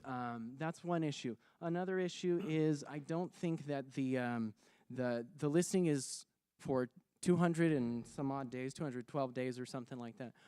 Basically, there's an extra 25 days on top of the instructional period that campus-based SLPs would be serving. It's not clear to me what those days would be used for, and it does not necessarily specify in the description, in the listing. That is something I feel that needs to be clarified. Additionally, going back to that concept of balancing between the administrative support and serving at the campus level, there's no mention in here about the means for balancing that. We talked earlier about caseload caps. That's something that would need to be explicitly stated here. Some mechanism in order not to overwhelm the lead SLP, otherwise they won't last long in the position because then they'll get really large, triple digits, and they will not be able to fulfill that lead position. So I put in a motion, I'm sorry, what am I saying? I apologize. I've never spoken, and I apologize, that's a malapropism. I put in a request that the motion be tabled and reconsidered so that it can get input from the department it's intended to support. Thank you so much for your time.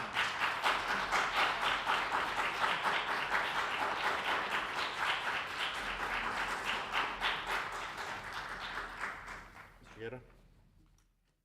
With the lead educational dialogue and the lead speech pathologist dialogue, and what's been going on for about the past month and a half with all the issues and concerns, I wholeheartedly agree, and with the workshop that we're going to have coming up, I think we should table these 2 items, bring it back to the workshop so we can get some more information and move forward with them.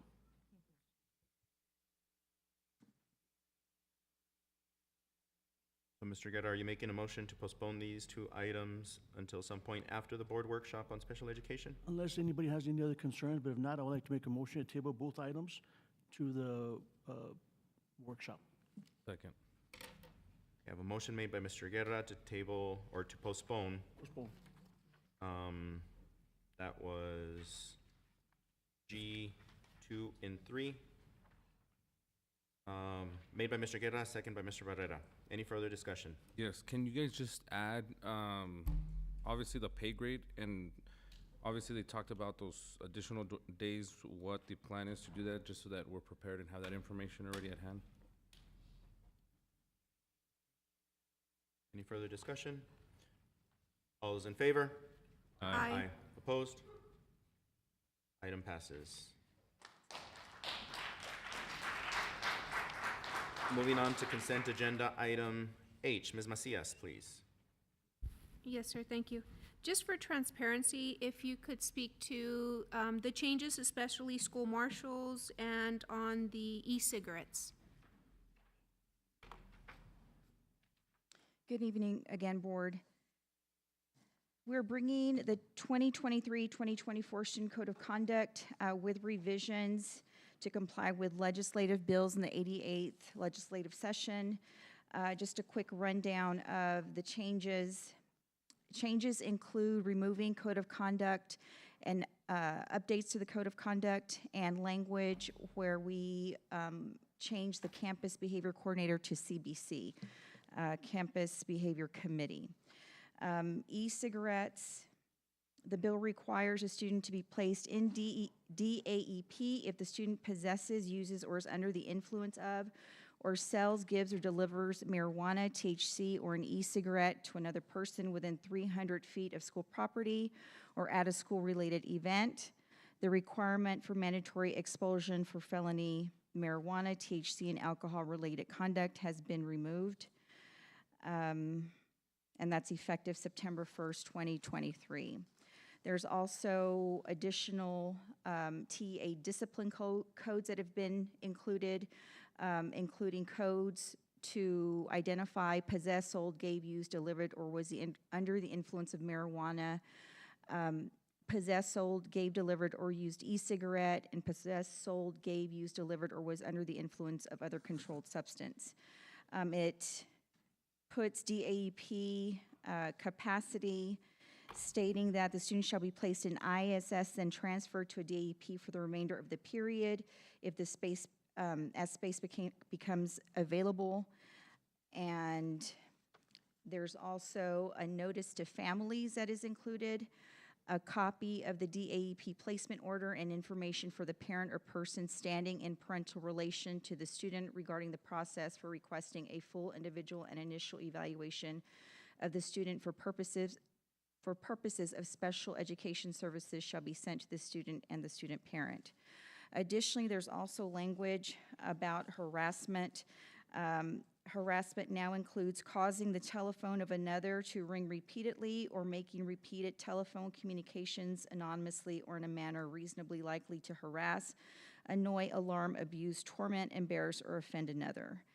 It has additional language about that, including making obscene, intimidating, or threatening phone calls or other electronic communication from a temporary or disposable phone number provided by an internet application or other technological means.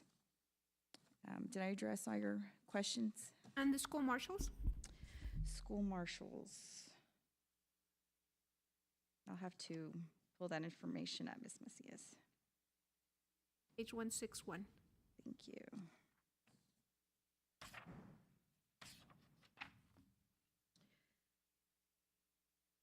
The board, police officers, school resource officers, SROs, coordinated with the CBC and other district employees to ensure appropriate law enforcement duties are assigned to these persons.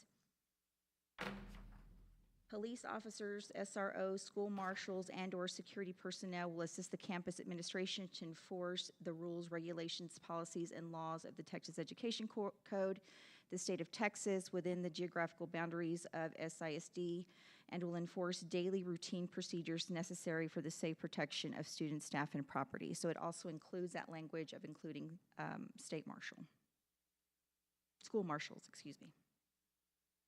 And the reason I asked is, are we going to employ school marshals, or what's the intent since it's written in our student code of conduct? So that language comes as a recommendation from TASB. It's included there if we should ever need, employ, hire as a contracted individual school marshal. Thank you. And then for the e-cigarettes, that is a huge shift. That's a cigarette, but now it's the vape e-cigarette. So if a child is caught with a cigarette, they are also going to be sent to a DAEP. Yes, that is true. How are we informing that to parents? Again, it's about prevention, because again, we have amazing students, and I'll just leave it at that. How are we going to communicate and truly do a great campaign to educate our parents of what's occurring and how this rule changed? Yes, we are rolling out information, of course, through the Code of Conduct that goes to all parents. It's posted on our website. It's shared with campus administrators and teachers. We will also be working with the PR department to ensure that that message gets sent out to all families. Thank you for their transparency. Yes. Motion to approve. Second. A motion to approve item 9H made by Ms. Macias, seconded by Mr. Guerra. Any further discussion? All those in favor? Aye. Opposed? Item passes. Moving on to item I, number 1. Mr. Castellano. The change to policy, any of these changes here on policy, a TASB update, first off? No. No, these All are. district. So you said I1, was that right? Or was I1, it the DC, I2? policy DC. Okay, policy DC. The only No, change I see was made was on the first page, right? Is that correct? Yes, sir. For transparency, this is under promotion practices for supervisory and administrative positions. Promotion shall mean an increase in days and/or pay and shall be made from the most competent and qualified candidates. So language has been added to clarify. To clarify, but it's already implied in there, right, that we would, Yes.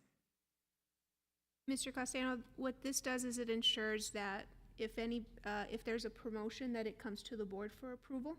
Okay. Just for transparency, I believe it was not happening for some time, so just for transparency, so that could occur. okay, I'm just making some clarification.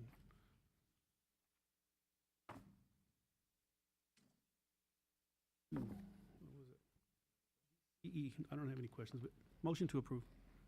Second. Motion to approve policy DC, employment practices, made by Mr. Castellano, seconded by Mr. Barrera. Any further discussion? All those in favor? Aye. Opposed? Item passes. Next policy, DEC, that is item I2. Mr. Guerra.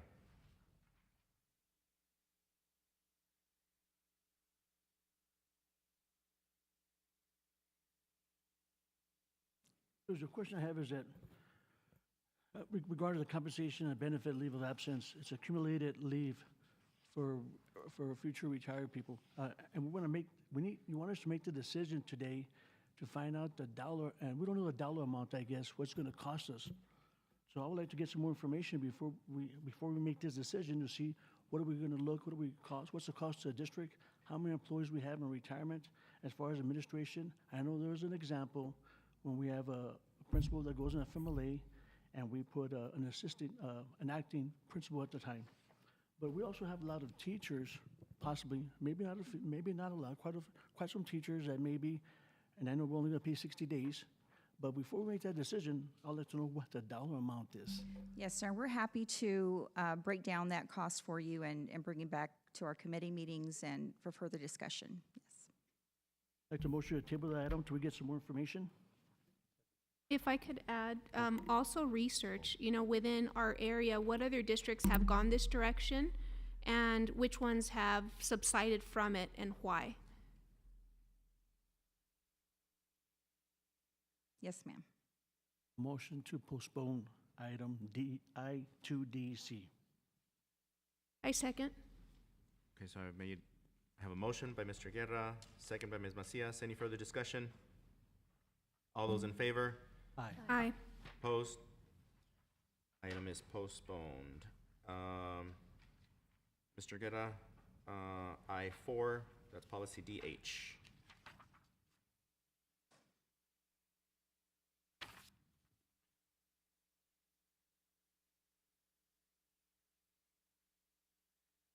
I was just questioning about the audio recording. And we were talking about that. I want to find out if that's a district policy, and Mr. Blanco, this a district policy? Would this be following by the state? Does the state supersede this policy?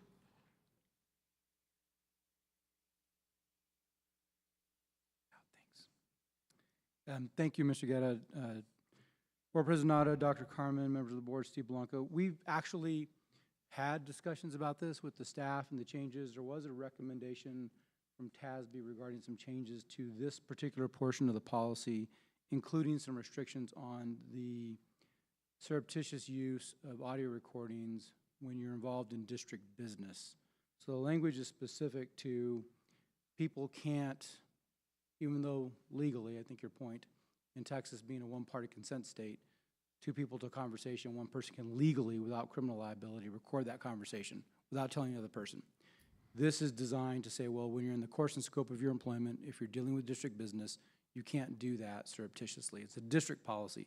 It doesn't imply criminal offense, and it certainly wouldn't expose somebody to criminal offense, but it would expose them to discipline from the district. if they secretly recorded something in the course and scope of their employment. That's the change. But you're restricting what the state allows, am I correct? Well, yes. The restriction on the criminal liability, you're correct. We're not in the position to prosecute anybody for recording something, but the one-party consent rule would not apply from an employment standpoint when you're dealing with district business under this revised policy. You also said this was a TASB recommendation. Do you have that recommendation with you? Do you have the I don't think it's in the book, but TASB did have a recommendation for that type of restriction. We actually scaled it back a little bit from what it originally was. If you all want to see that, I know I saw it, and we reviewed it. I have a question. Is there any exceptions to this? For example, if somebody's being harassed and they feel that they have to record to have evidence? So that's a very good question. That's something that we did speak about. The restriction, I said at the beginning, was it is meetings or conversations pertaining to district business.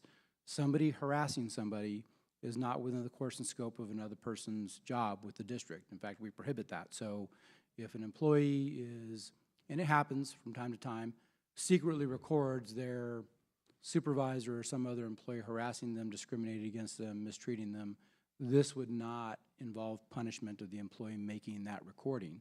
They're not recording something that involves district business. That's different than saying you have a committee meeting going on and you have 5 or 6 people in there discussing district business, and then somebody for some reason secretly records it and then maybe posts it on the internet, puts it in a Facebook page and takes snippets of it and misconstrues what's said. That's what this is designed to prevent. It's not designed to prevent self-protection from something that's not in the course and scope of employment. Thank you. So possibly recommendation for clarity, just to add that verbiage so it's very clear of what the intent of this local policy is. Thank you. Okay. Also, I think we're unnecessarily restricting the rights of the employees here. If they feel they have to protect themselves or whatever situation they need and whatever their logic or understanding of why the recording was made, it's not included. Bring forward, like Ms. Macia said, the case law, whatever other standings, TASB, AG opinions, to say we can put this in and not infringe on other people's rights, on an employee's rights. They should be able to record if they have to protect themselves and not infringe on that. Yeah, ultimately, that's for y'all to decide if you want to have this policy. I'm not advocating for it. I'm not saying you need to do it. Well, somebody brought it forward. Yeah, we review it. We certainly didn't draft it. It was part of a TASB update, as I understand it, and so this is being proposed to address those situations where people are, and this is my word, somebody else might use a different word. If you're in a meeting and we're talking about district business, there's no professional reason for me to be recording that secretly. Did we bring this forward because it was a TASB update, or administration wanted to bring this forward? There's two different things there.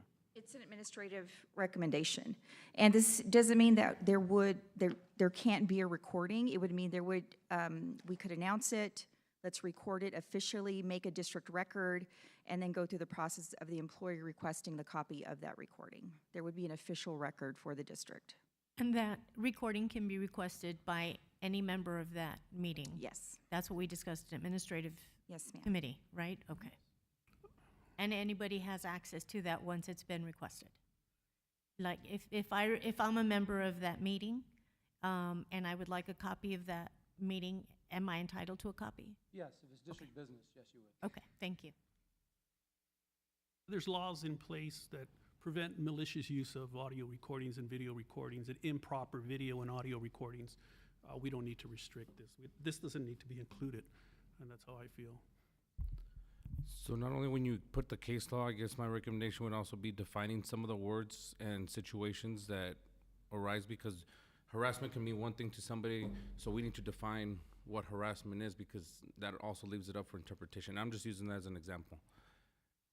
Though I don't agree with it, I think we're pushing a little too much. I mean, if there's a need to record it, then just honestly, just, you know, whoever feels that they need to record it, just record it and be done with it. But it seems like there's a lot for interpretation, and we may have some issues that arise that are unnecessary. So I don't agree with it. I think we should just do away with it or leave it as is, but that's where I stand. Motion not to approve recommended changes. Second. A motion made by Ms. Macias, second by Mr. Barrera. Any further discussion? All those in favor? Aye. Opposed? All right, and the item passes. The policy is not adopted.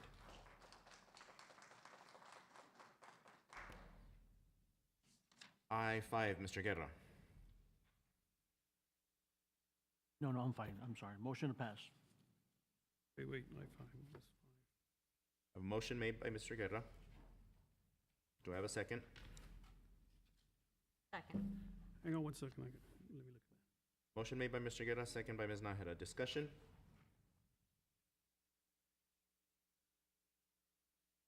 Clarify what was changed on that policy, DK? Clarifying language was added to read, "The superintendent has the authority to reassign to lateral positions or to lower positions.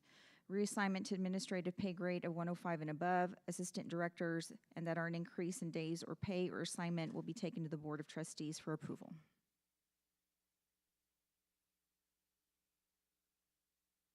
This clarifies what's already been stipulated, or does it make changes to what's been written?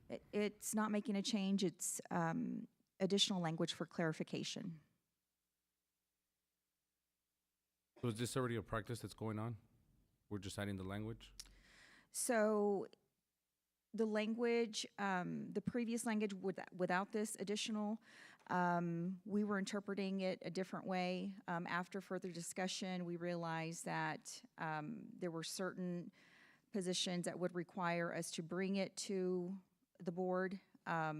We were considering that if there was a no change in a contract, that we could reassign a person. And so this adds that clarifying language to read that if it's 105 and above or an assistant director position, that we would bring it to the board for approval. Mr. Blanco, did you review this? Okay, I just want clarification. Thank you. Okay, so motion made by Mr. Guerra, seconded by Ms. Nájera. All those in favor? Aye. Aye. Opposed? Item passes. Last item under item I6, Mr. Castellano. Clarification on the policy here. This adds language for repetition of courses. Students may not retake a course if the course was previously taken and state graduation credit was granted. This is a recommendation by the curriculum side of the house. Were they allowed previously to retake courses? I believe they were allowed previously to retake courses.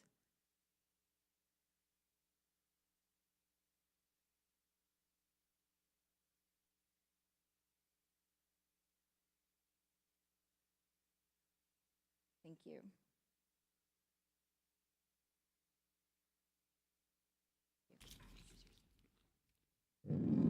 Good evening, President Nájera, Dr. Carmen, and members of the board. Tammy McCabe, Director of School Counseling. This has been a practice that we have followed where students have not been able to retake courses because what it creates is a duplicate credit. And by TEA standards, a student can only get credit for a class one time. So this is just, excuse me, I'm so sorry. This is just putting it in writing as to what we're following. So we've always had this practice where students do not duplicate classes. Is it an opportunity for the student to increase his GPA? It could be an opportunity for the student to increase the GPA. However, the credit, if they take it a second time, it is turned into a local credit, but they still do get the grade, and it is included in the GPA. And they receive credit for their first attempt. That's the grade that is recorded in their transcript. Exactly. Correct? They only receive credit for the first attempt. But the GPA can be figured into their position in their graduating class. The second time taken, the GPA is included in that because it's a local credit, and state and local credits are both included in GPA. So the second time taken is included in the GPA. However, they do not receive credit for that class. It only shows up on their transcript as a local credit. So a college or university would only see it on the transcript as a local math, a local science, local whatever it might be. It would not show up on the transcript as the actual class that they took. But it's an opportunity for a student to improve his GPA, so when he applies for a college, he can get that extra bump in the point that he needs to make it into the top 10% or top 10.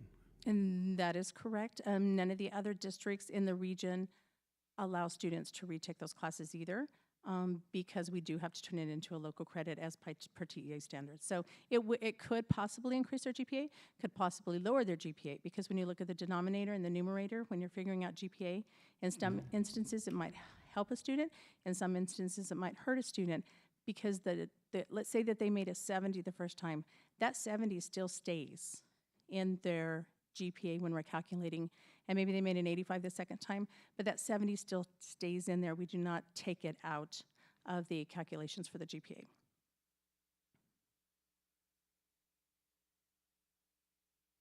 How many students have actually retaken courses? We have never allowed them to retake courses. The only time that they do retake courses is if maybe it's an error, and we do have direction from TEA that if there is an error, we have a course error correction form where that course is corrected to a local credit, and then that was per TEA direction many years back. So we don't have students that do retake classes currently in the district. Can you clarify something? So we don't allow them to take the class a second time, Cool. but they can take it again to improve their grade? No, we don't allow them. If a student takes a class and they make a 70 or above, which is passing, then they're not allowed to retake that class again because they've already met the state graduation requirement for that course. They retake it if they fail it. If they fail the class, they're required to retake it if it's a state graduation requirement. But if they pass the class, then we don't allow them to retake it because they've already received graduation credit for that class. If they fail it, like Ms. Gardea is saying, they have to retake it because they need to get that graduation credit. But even the failing grade still remains in Yes. their transcript. That does not disappear. Exactly. So And- if we were to allow students to retake the classes, how would we determine which grade would go in their transcript? Both of them would still go in their transcript. Both would still go in the transcript, but for instance, let's say that they retook English 3. The first time they took English 3 and maybe they made a 70, English 3 shows up on the transcript of the grade of 70. If they retake English 3 again, they might have made an 85, but it shows up in their transcript under local credits. It does not show up as English 3, and the grade is still there, but that 70 they made the first time is still there. If they failed English 3, that grade remains on the transcript and it's still included in GPA. Correct, but you're giving the scenario that if they got a 70, that means that they still pass, but they Correct. can still take it a second time. No. See, right now you're saying no, but earlier you just said in the scenario you said if they go back and take the class again and they earn an 80 or 85, that's where the confusion. That's what I'm trying to Okay, understand. so we wouldn't allow that, but you're asking the question, if we did allow that, that's what Mr. Castellano was asking, if we did allow that, would that go in the transcript? And the answer is yes, but we don't allow that. So we don't have situations where a student passes and then they retake the class and that grade goes on the transcript again. Which is why I was asking the clarification Correct, question. correct, yes, sir, yes, sir. So just for, sorry. Go ahead. So just for clarification, our practice is students do not retake. You just want to put it in writing. Correct. So that it clarifies. Correct, that's exactly right. We just want to make that clarification. It's been a practice for many years. As long as I know, that's been the practice. We're just putting in writing so that there's clarification for all of our community members. So what I'm understanding is there anywhere in the policy that says a student could not retake a course prior to today, to this? In policy, no, there was nowhere written in policy that a student could not retake a class. So if a student came before and asked to retake a class, you would deny him even though policy said he could? That's correct, based on what TA recommendation was, that a student cannot get a duplicate credit for a course. So that was the reasoning that we never let a student retake a class, is because they've already received credit for the course, and TA stipulates that a student cannot get credit for the same course twice. They can only get credit for it one time. Even though he was allowed to take the credit? by policy. Let me clarify. I don't believe it said in previous policy that it was allowed. It just was not addressed. And since it was not addressed in policy, administratively, the student was not permitted to retake the course if they passed. Is that correct? I think so. Can you say, I believe that's, I think I'm following what you're saying, and yes, that's true. It was not addressed in policy. It was not addressed Didn't in say policy, but it could was retake best practice. or could not. It just was not in there at all. Exactly. And since it was not addressed in policy, the administrative decision was made to not allow students to retake if they had passed. Correct. Okay. Thank you. Motion to approve? Second. A motion to approve made by Ms. Macias, second by Mr. Guerra. Any further discussion? All those in favor? Aye. Aye. Opposed? Aye. Item passes. Moving on to the next consent agenda, item J. Ms. Macias. Yes, just request to pull the item, and that way when we have the special board meeting, we could see that complete special education plan. That probably includes the rationale for this, and that way we could see a comprehensive plan of how we're going to move forward. Second. I have a motion made by Ms. Macias, second made by Mr. Barrera. Discussion? I'd like some clarification. Is this just for special education ASD aides, or is this for anybody who travels from campus to campus? And if so, I'd like that clarification in the workshop. Good evening, President Nájera, members of the board, Dr. Carmen. Ms. Gardea, yes, it is for the ASD. We have instructional aides that have now been assigned to our ASD specialists that would be traveling to the different campuses to provide the support to the students. Are they the only ones who are currently not receiving a stipend for traveling? Yes, ma'am. We have other people in similar roles. The intent of this is just to make those people whole so that they too can receive the stipend, correct? Yes, sir. Thank you. I have a motion made by Ms. Macias, seconded by Mr. Barrera, to not approve the stipend. To bring it back. To bring it back after the postpone the workshop. Yes. Okay, I'm sorry, correction. Motion was made by Ms. Macias, seconded by Mr. Barrera, to postpone this item to a future board meeting at some point after the special education workshop. All those in favor? Aye. Aye. Opposed? Aye. I feel it should have been done now. Moving on. New business, 10A, consider approval of 2022-2023 district and campus improvement plans.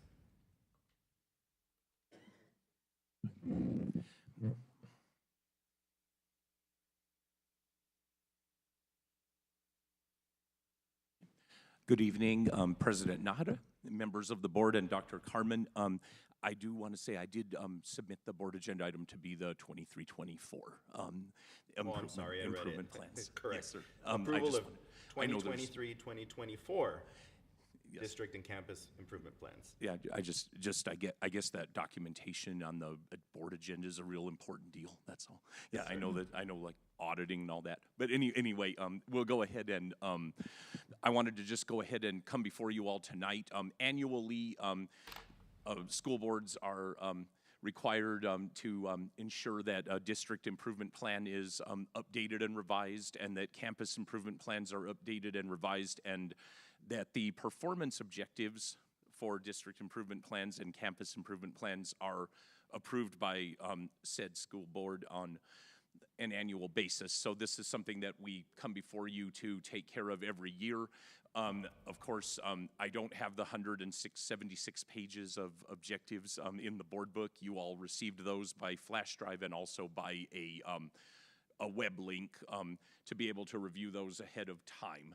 So all that we do here is, one of the things that is a feature of this year's is that, as you all are well aware, we now have the, under our new leadership, our current leadership, we have the 2023 to 2027 strategic plan.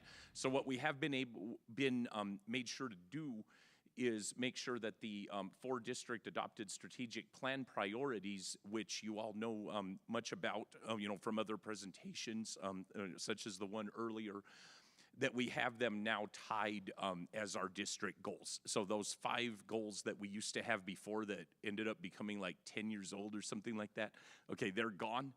Okay, and now we have gotten all of our plans revised and the objectives and strategies under those with these 4. Okay, and so just an example of what I like to do a little bit at is just do an example of each, like an elementary school, middle school, and a high school. Again, there are many, as you saw that document, because of the district our size. But this is an example of how Goal 1, Strategic Priority 1, Student Achievement and Growth, this is Sierra Vista. These are some examples of objectives under that they're attempting to meet there. So you see like reading, math, and science under there for elementary. And then this one is a middle school example. It's Enzer Middle. That would be what some of the objectives in their first goal look like. That's for their reading, math, science, and social studies. Then this one is a high school, okay, because that's Montwood High. That's their end of course measurements that they are trying to get and in trying to make it to with their priority. So really, with all of that having been said, every year we do this, and I would respectfully ask for approval, and once we do so, then we can work to get those new plans up onto our new website, which was discussed earlier, tomorrow morning. Motion to approve. I second. Motion to approve made by Ms. Nájera, seconded by Ms. Macias. Any further discussion? All those in favor? Aye. Opposed? Item passes. Thank you. Thank you, Dr. Starkey. 10B, consider approval of TPES certified administrators. Good evening, Board President, Mr. Nájera, Board Members, Superintendent Dr. Carmen. I'm Angela Gonzalez, Chief Human Resources Officer. In alignment with the legal policy, DNB Legal, I'm requesting to the Board to consider approval of the list of TPES certified administrators. You have that list with you. Motion to approve. Second. Motion made by Mrs. Nájera, seconded by Mr. Guerra. Any further discussion? Yes, I have a question. Was that what we received as confidential within our Yes. packet? Yes. So with that, just counting, I believe there was 44 individuals listed. How many total campuses do we have? Campuses in the district, 51. 51. So 51 minus 44, we have some missing, possibly because they're being hired. And then does that also include our cabinet that oversee our principals? Yes, the purpose of TPES is our 4 assistant superintendents are the ones that officially they need to be certified because they supervise principals. We went beyond that and asked our principals since last year in a transition plan to get certification, even though the tool is to get them evaluated, but just to provide them the opportunity to better understand the tool that is going to be used to be evaluated. So those that are not on the list, that they have a certain amount of time, because I believe in the information you stated is that they cannot evaluate until they're certified. Yes, our appraisers are evaluated. So we're in compliance because Mr. Guerra, Mr. Herrera, Ms. Avila, and Ms. Parham are certified on TPES. So they are in charge to appraise principals. We're going beyond and ask the principals to be certified with that to better understand that tool that is used to get evaluated. I don't know if I answer. We have a little waiting list for other principals because you're right, we have 51 schools and they're working on that. Now, the job description for a principal, it says that they have 1 year to get certified on that. It's a best practice. It's good for our administrators in school to have a good understanding on that piece that it actually is a commissioner propose as well, to better understand how I'm going to be evaluated and how can I impact better the instruction in my campus. Thank you for the clarification. Yes. That was discussion. All those in favor? Aye. Opposed? Item passes. Thank you. Item 10C, discussion and possible action regarding an RFQ for property appraisal services. Ms. Garcia. Good evening, Board President, Board Members, Superintendent Carmen, Dr. Carmen, I'm so sorry. Today I have an information item. The purchasing department would like to issue a request for qualifications for appraisal services, and this is in preparation of any appraisal service project that we may have. We just want to make sure that we have a RFQ awarded and that we can use for appraisal services.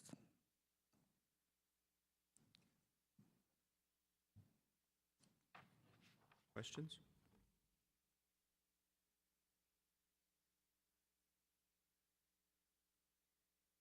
A motion?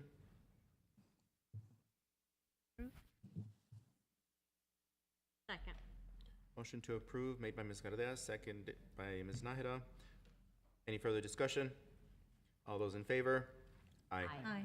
Opposed? Item passes. 10D, discuss board-approved job descriptions and current administrative procedures for making adjustments or changes to board-approved documents. Ms. Macias? Yes, sir. It's just come to my attention that job descriptions as per DP local, any new positions as we discussed today are board approved. Any revisions, pay grade, title changes, major changes, board approved. However, my understanding is that there's many amendments, deletions, or word changes that are occurring, and that is allowed. Again, that's what policy states. I did ask for all of the job descriptions and the changes made after they were approved. Again, it's just for transparency. I just wanted to bring it up in discussion. Is that something that we need to review? Especially as we take the time to ensure that a job description truly meets the needs of our district, and then adjustments are made after the fact. Just wanted to share that, for us to deliberate, not anything positive or negative, is do we have to change the current practice, and what does that look like? So I don't know if somebody wants to address what minor changes have been occurring, and not specifics, but just so that we could understand, possibly, since we are in charge of policy, possibly adjusting that policy DP local for transparency.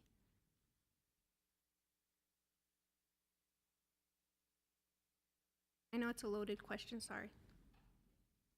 Good evening, President Nájera, Dr. Carmen, members of the board. I'm Selena Stiles, Director of Human Resources for Support Personnel. And if I understand your question correctly, Ms. Macias, you're asking what types of questions or what types of modifications are made to job descriptions that are approved administratively. Is that what I'm understanding? It really does vary. Sometimes it's a simple language of adding verbiage to the qualifications, maybe a preferred or a clarification to the type of degree or so forth. And sometimes it's to the job duties because positions evolve over time. And that's actually something we're hoping to put into practice regularly, where they're audited by supervisors on a regular basis so that we can stay current with responsibilities on job descriptions. Thank you. I have a question. So when you say the policy changes, the job description change, was there a policy in place that who's now changing the job descriptions? So yes, sir. Policy DP local has some verbiage in it that specifically says new job descriptions are to be approved by the board, and then anything that affects the pay grade of a position, because that's a financial impact, a title change, or major changes to the essential duties. Those require board approval. So that interpretation kind of is if you're drastically changing the requirements of the job description, then now you've kind of changed the whole purpose of the job. So that would come to the board. When it comes to the board, who makes those changes when it comes to the board? I guess is the question I'm asking. So it depends. They come from different departments, different supervisors, directors, cabinet level, because they're the ones overseeing those positions. So they make those recommendations, but they're processed through HR. All the changes, job descriptions are through HR? Yes, sir. So the job descriptions you saw today, we process the changes, we track the changes, we make those modifications. If they're approved, we ensure that they're posted online, sent to employees, and so forth. So the job descriptions we received in our board package, which was quite a bit, all those job descriptions were from HR? Well, they're requested from other departments, we process them, those changes. So, for example, when Dr. Jansen came forward with the recommendation for those, we'll work together and she'll say, I have these recommendations, I want to create this job description. I make sure it's put on the template, it's in the proper format and so forth, and it goes through the proper channels for approval. So Ms. Macias, is maybe the motion, if any, for us to take DP local to the policy committee to make sure it's meeting our needs? Oh, I'm sorry. It says discussion. Okay, so, Yeah, and I just needed the information so that we could process, or I could process to see, you know, if I would request that in the future. Thank you. any further questions? Ms. Macias, you identified concerns that on The transparency? concerns that some of the job descriptions were modified after coming to the board, and then it devalued that job description, possibly, and if board was aware of that. So that's why I just wanted to see how that happens, how changes could be made after a board approves a job description, how changes could then be made, and the board not be aware, and what changes those are. We need a review of DP, I'm sorry. Sorry. So I hope that doesn't happen. Hope the board doesn't approve a job description and it comes back again, it's changes, or is that Mr. Blanco? And is that, once the board approves a job description, I hope it doesn't go back out and it tends to tweak and add some more stuff without the board approving it, or is that okay? I mean, I don't know. So you have a, oh, good, you have it there. I'll pull up my phone. You have a policy, DP local, that addresses this, and if you're talking about minor revisions, maybe semantics, a comma here, an and there, an or there, those wouldn't affect the job description. This is the language that you have in place.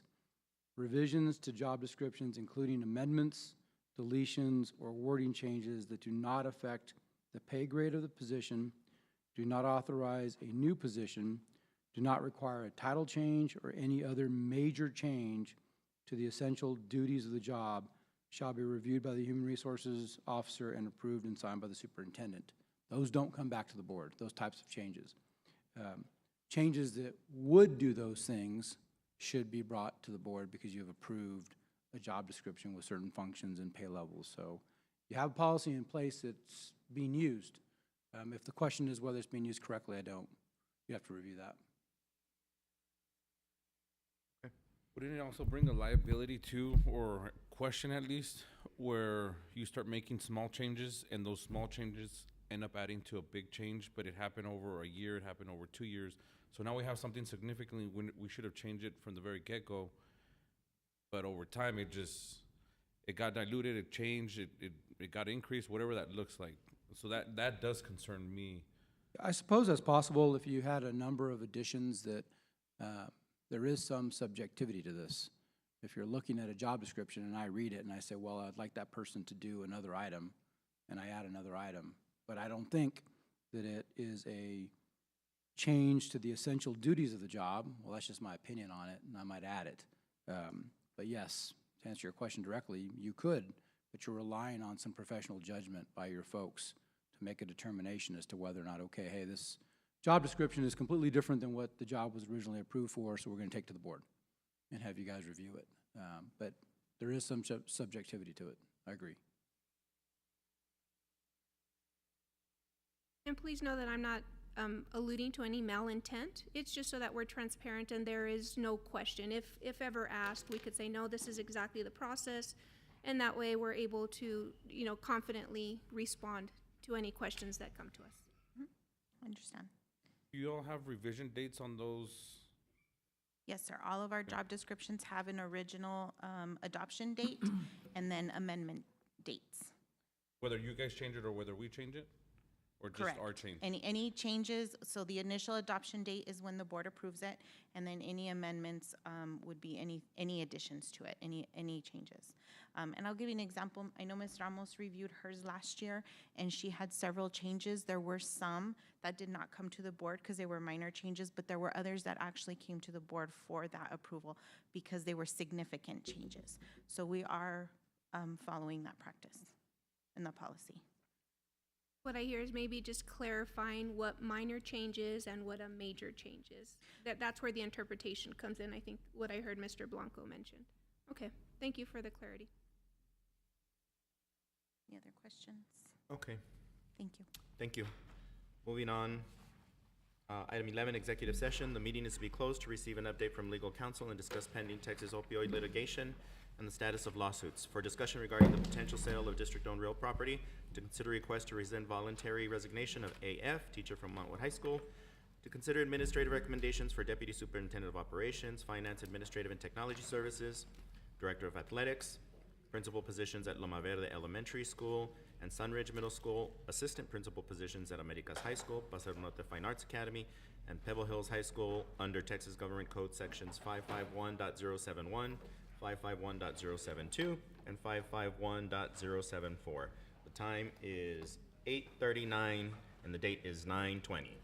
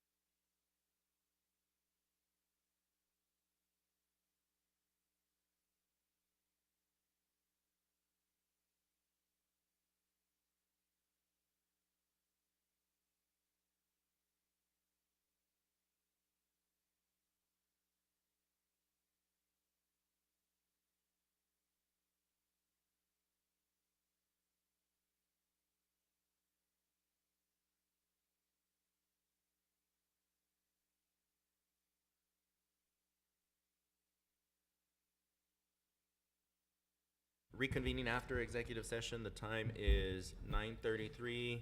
The date is still 9:20, and we continue to have a quorum. Moving on with new business, discussion and possible action to address participation of Socorro ISD in the pending Texas opioid litigation. Mr. Blanco. Thank you, Board President Nahara, members of the board, Dr. Carmen. I gave you an update on the report that the district received from the Kaufman Law Firm regarding the current status of the Texas opioid litigation. And based on the communication from that counsel, it's the recommendation of the administration and myself that the district authorize the Kaufman firm to dismiss the school district's claims in the Texas opioid litigation currently pending in the State District Court in Houston and continue to represent the district's interest in the various and current and future manufacturer bankruptcy proceedings and pursue claims in those proceedings instead. So we need a motion that authorizes the attorneys handling the case to dismiss the claims in Houston State Court and continue representation of the district's interests in the current and future manufacturer bankruptcy proceedings. Motion to approve as stated by Mr. Blanco. Motion to approve as stated by Mr. Blanco? Or do we have to read it? No, as I stated, that's fine. Thank you. Second. Was Mr. Castellano? Motion made by Ms. Macias, seconded by Mr. Castellano. Any further discussion? All those in favor? Aye. All those opposed?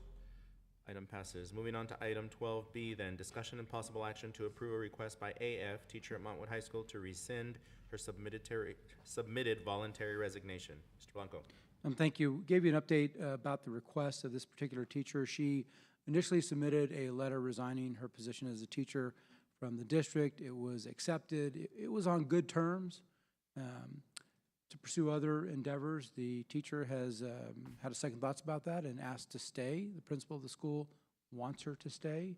By all accounts, they are welcoming her back, and they want the board to approve the teacher's request to undo or to rescind the resignation that she previously submitted. At this time, that still requires board action. So we're asking you to authorize and approve the request of AF, a teacher at Montwood High School, to rescind her submitted voluntary resignation. Motion to approve made by Mr. Herrera, seconded by Mr. Guerra. Any further discussion? All those in favor? Aye. Opposed? Item passes. Thank you.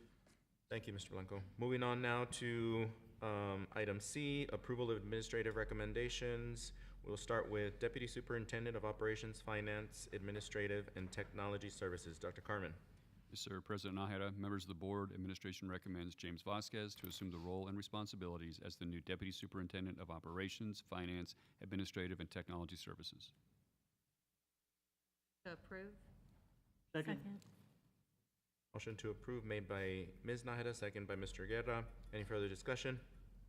All those in favor? Aye. Opposed? Aye. Aye. Item passes. I believe that was, who were the no's? Okay. That's discussed in executive. Moving on, Director of Athletics, Dr. Carmen. Yes, sir. President Nahara, members of the board, administration has selected Mr. James Nunn to assume the role and responsibilities as the new Director of Athletic Services. Based on his current position, this does not require further board action. Second. Doesn't require. Dr. Carmen, thank you for bringing it. Otherwise, appreciate the transparency, sir. Moving on to principals. First principal, Loma Verde Elementary School. President Nahara and members of the board, administration recommends Claudia Tristan to assume the role and responsibilities as the new principal of Loma Verde Elementary School. Motion to approve? Second. Motion made by Ms. Macias, seconded by Ms. Nahara. Any further discussion? All those in favor? Aye. Opposed? Item passes. Principal at Sunridge Middle School. President Nahara, members of the board, administration recommends Janet Carrillo to assume the role and responsibilities as the new principal of Sunridge Middle School. Motion to approve. Second. Motion to approve made by Ms. Nahara, seconded by Ms. Gardea. Any further discussion? All those in favor? Aye. Opposed? Item passes. Congratulations. Moving on to assistant principals, America's High School.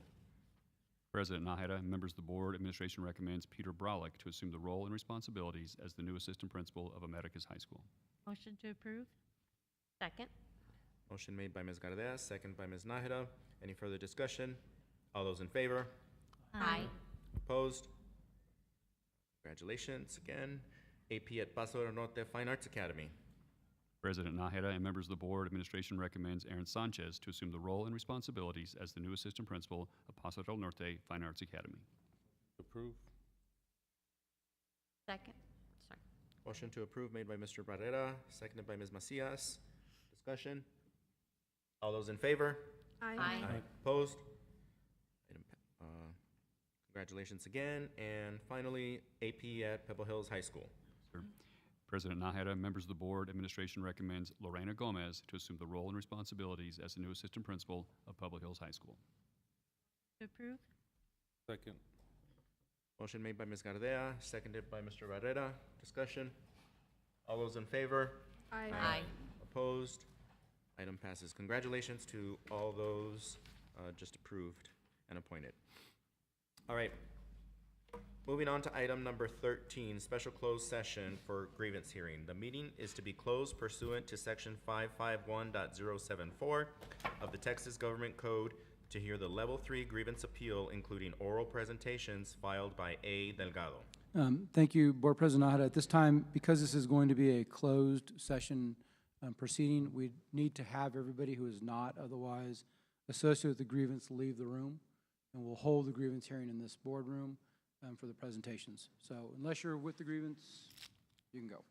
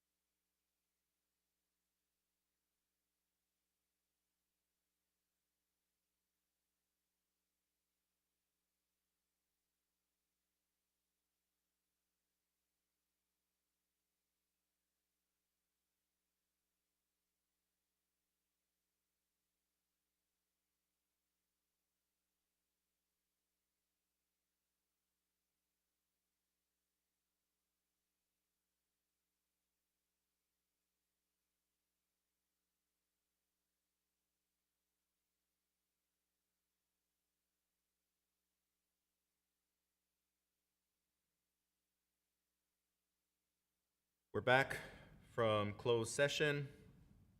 The time is 10:32 and the date is still 9:20.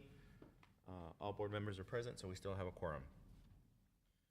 Continue with our agenda. Item 14A, discussion and possible action regarding the Level 3 grievance appeal filed by A. Delgado. Mr. Blanco. Thank you, Board President Nada, Dr. Carmen, members of the board. You've heard the presentations from the parties regarding the grievance filed by Mr. Delgado, and we also had an opportunity to visit and the board to deliberate regarding the nature of the grievance and the facts. Based on the discussion in closed session, it's my understanding that the board is interested in a motion to withdraw completely and not just take the reprimand out of Mr. Anthony Delgado's file. So what we would need is a motion from the board to direct the administration to withdraw the letter of reprimand issued to Mr. Anthony Delgado and not keep any documentation regarding the reprimand in any file. So moved. Second. Motion made by Mr. Barrera, seconded by Mr. Castellano. Any further discussion? All those in favor? Aye. Opposed? The item passes. There being no more business before this board, our meeting is adjourned. The date is 9:20 and the time is 10:34.